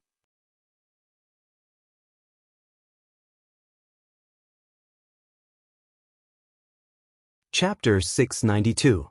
The Alliance's cannons bombarded the north side of the Door of Darkness, causing the earth to shake and the mountains to shake. However, the south side was still and calm, as if nothing had happened. This was because the dark portal itself was a strange existence that reinforced the crack in space. In a sense, the dark portal itself did not exist on planet Azeroth. It was a completely different dimension of matter. So even if the Alliance bombarded it with 10,000 artillery shells, it would not be able to shake the dark portal. Duque had also thought about ambushing the dark portal from 10 sides, so that every tribe that came out would die. The ideal was beautiful, but the reality was cruel. In these 2 years, he could indeed arrange it like this. The problem was that the Alliance's only supply route was in the north. If the clock was based on 12 o'clock, then if the defensive line was arranged in a circular manner, once the 3 and 9 o'clock directions were forcibly cut off by the tribe, then all the Alliance defenders in the south would die. So Duque had to let go of the south side of the Cursed Land. Now, when Nazul and Tyren Gorfiend changed the direction of the dark portal's opening from north to south, the newly arrived tribal soldiers barely avoided being bombarded. Of course, the saturation attack that was like an earthquake still made the tribal warriors tremble in fear. They could have taken a breather, but the sudden appearance of a black-haired man who looked like a human noble scared Nazul's soul away. He thought of a possibility. Did this bastard Tyren sell him to the Alliance? Fortunately, in the next moment, the black-haired man's actions made him understand the man's identity. Ha! There was a light shout. Then there was a supreme and terrifying pressure. Under Nazul's gaze, the man's figure became bigger and bigger. In just the blink of an eye, his figure had covered the entire sky in Nazul's field of vision. That was an incomparably huge black dragon. The huge horns, the hard scales, the thick and unshakable stratum corneum, the powerful wings, and the incomparably sharp claws all shook the hearts of Nazul and all the other orc chieftains. What was going on? At this time, a creepy dry palm rested on Nazul's shoulder. Nazul turned his head and saw Tyren's stiff face, which seemed to be mocking him. Nazul, he is the perfect plan I was talking about. What a bombshell! Compared to him, the 1-ton artillery shells that the Alliance threw out were just mediocre toys. If it stood on the tribe's side, there was no need to worry about failure. The Alliance would never have thought that their heavy artillery bombardment would instead become the perfect cover for the Black Dragon's descent. A huge explosion and a cloud of dust covered the sky, making it impossible to see anything from the north. In fact, in order to avoid accidental injuries, MI7's bandit spies had all retreated. The gigantic black dragon that seemed to cover the entire sky transformed once again. This time, he was very slow as he folded his wings and once again became that cultured and elegant human male nobleman. Tyrone walked forward and bowed respectfully to the human who had transformed into a black dragon. He then turned to Nazul, Kilrog, Kargath, and the other chiefs and said, "Please allow me to introduce to all the chiefs of the tribe that this is our strongest ally in Azeroth, the leader of the Black Dragon Army, Lord Nefarian." Kilrog and Kargath frowned at the same time. Kilrog seemed to have thought of something and chose to remain silent. However, Kargath, whose personality was more irritable, bluntly said, "Hey, wait, why do I remember when the leader of the Black Dragon Army died?" Suddenly, without any warning, Kargatha's entire body flew out with blood spurting from his nose and mouth. No one saw how Nefarian made his move, but it was obvious that this Mr. Black Dragon was in a very bad mood. His voice was still full of elegance, but there was a hint of anger in it. The era of Nethario, the Wings of Death, has passed. Now, the leader of the Black Dragon Army is me, the great Black Dragon King, Nefarian. If Duque was here, Duque would definitely be extremely surprised. In the past, when he read novels, it was always the boss who beat up the kid. Now, he thought of a way to get rid of his old man, but the result was that the equally ambitious former Black Dragon Prince, Nefarian, took over. In a sense, the Alliance was at an advantage because in terms of strength, Nefarian was not just a street away from his old man. From another perspective, the Alliance suffered a great loss. This was because Duque, the mastermind of the Alliance, did not know that Nefarian would jump out at this time. This was truly something that exceeded their expectations. In a situation where the big shots of the alliance generally trusted Duque's flawless plan just had to make a mistake. This could very well be fatal. After Nefarian slightly punished Kargath Bladefist for not having eyes, he gently raised his hand. The beastmen suddenly realized that the sky was once again covered with shadows. Nazul and the others suddenly raised their heads and saw that further south, along with the hazy moonlight, something was approaching. Nazul discovered that there were some orange light spots flashing in the shadows that were gradually becoming larger, and they slowly turned into diamond-like shapes. Kilrog's single eye opened wide, and he realized that those orange flashes were the scorching magma flowing out of the beast's mouth, and that the deafening noise was the sound of huge wings flapping. That was an uncountable number of black dragons. The dragons swooped down, and every beastman warrior looked on in awe. When they landed, the ground beneath their feet trembled. Hot liquid flames fell from their mouths. Their glossy black scales shimmered under the starlight, and their huge claws were like polished steel. These black dragons stood on the ground or on huge rocks. For the beastmen, they had already become one with the earth, becoming huge stone statues. They were all living and incomparably deadly existences. When all the dragons had landed, they retracted their huge dragon wings and stared at the beastmen in front of them with their ebony eyes. Their heads and tails were gently swaying, and the dragon teeth in their scarlet mouths crisscrossed chaotically. From time to time, because of the friction, they would make frightening scratching sounds. The beastmen were brave. But that bravery also had a limit. For them, they could launch a suicidal charge against the human battle formation that was 10 times their size without hesitation, but they did not dare to raise the axe in their hands against the dragon army that was only 1% of their size. The feeling of being stared at by the dragons was terrible. This feeling was like a cat carefully studying its prey before eating it.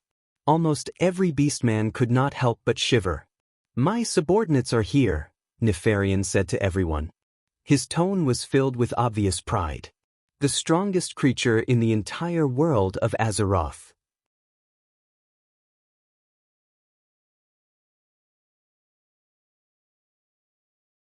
Chapter 693. Nefarian said loudly that dragons were the strongest creatures in Azeroth. One had to know that these tribes were all country bumpkins. Before they had seen the crazy elemental lords, the titans, and the even crazier ancient gods, his words could really scare the country bumpkins. Nefarian's vanity was greatly satisfied by the orcs' expressions that clearly said, "You're right, we admire you." He pointed to a particularly large black dragon with 2 huge horns on its forehead. Sabrian. When he called out the black dragon's name, the other black dragons all lowered their heads. "He's my first lieutenant. He's in charge of all matters. He and a few other companions will carry your orcs to the island you mentioned. As for the trip to Dalajan, I'll personally bring you there." None of the orcs or death knights dared to disobey Nefarian's words. Using the demon's soul to control a dragon aspect, or even an entire dragon legion, was already in the past 2 years ago. If grass could grow on Ziluhid's grave, it would be at least a foot tall. In fact, the corpse of the former Dragonmaw chief was pushed into the middle of the scorching canyon along with the remains of the 200,000 orcs by the Alliance's logistics team. It was the lava fissure that the giant fire elemental Baron Geddon had emerged from. The orcs only quietly sensed and feared the power contained in every simple word of the giant dragon king that had taken human form.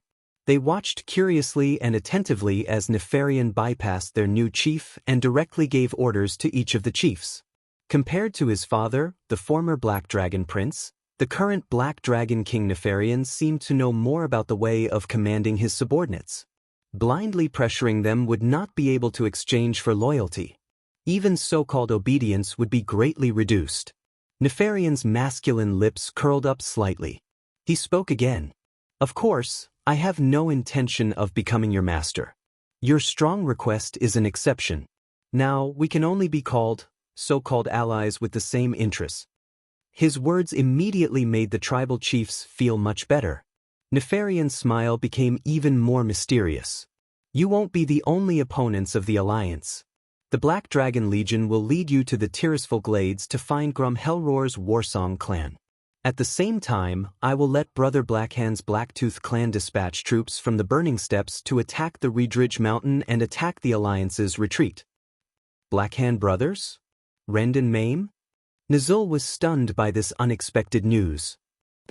After completing the quest from Great Chief Orgrim in the Mausoleum of Sargeras in the Endless Sea, they came to Blackrock Mountain and foolishly occupied Blackrock Stronghold. If I hadn't shown them the right way, they would have been dead by now. Now they are my servants. Nefarian raised his chin arrogantly. This was definitely great news for the main force of the Horde trapped in the Cursed Lands. After all, there was nothing in the Cursed Lands apart from the red soil that had lost its vitality. Even the supplies had to be transported over from Draenor. Nazul really couldn't imagine what would happen if there were hundreds of thousands of beastmen crowded here. Perhaps the Alliance wouldn't even need to destroy them. They would starve to death here, or kill each other, leading to destruction. However, Nefarian's gift wasn't limited to this.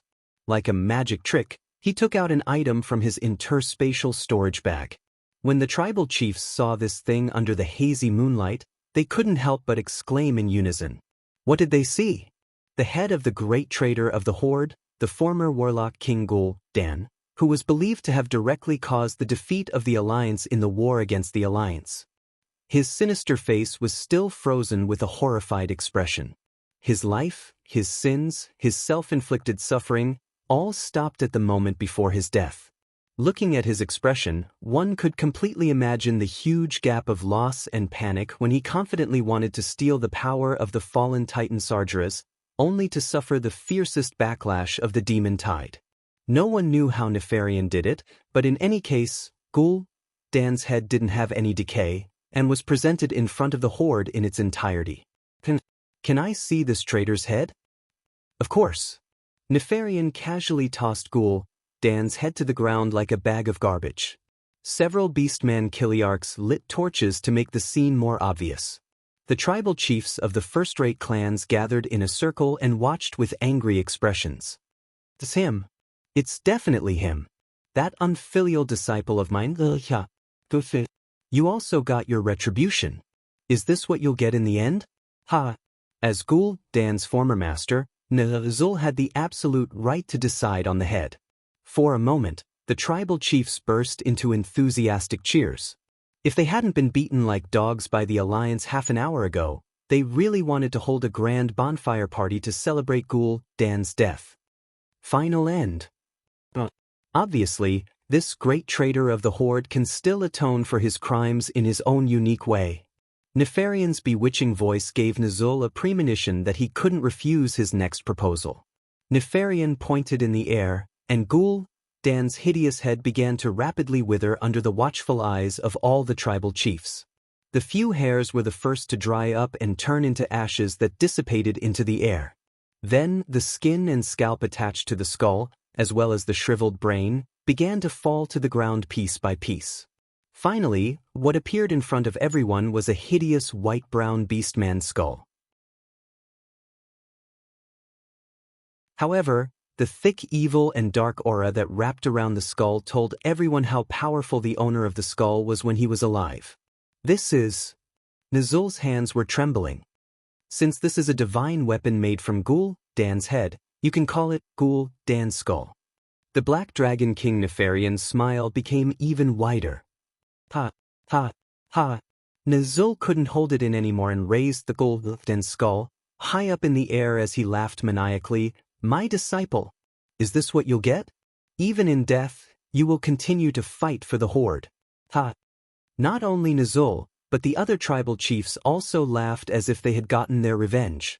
When the orcs finished celebrating, Nefarian waved his hand. Go!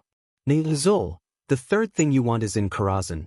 Use your new divine weapon to destroy that weak human brat, Duke Marcus. Of course, I will go. Nazul's old body seemed to have become younger with the support of this new powerful force.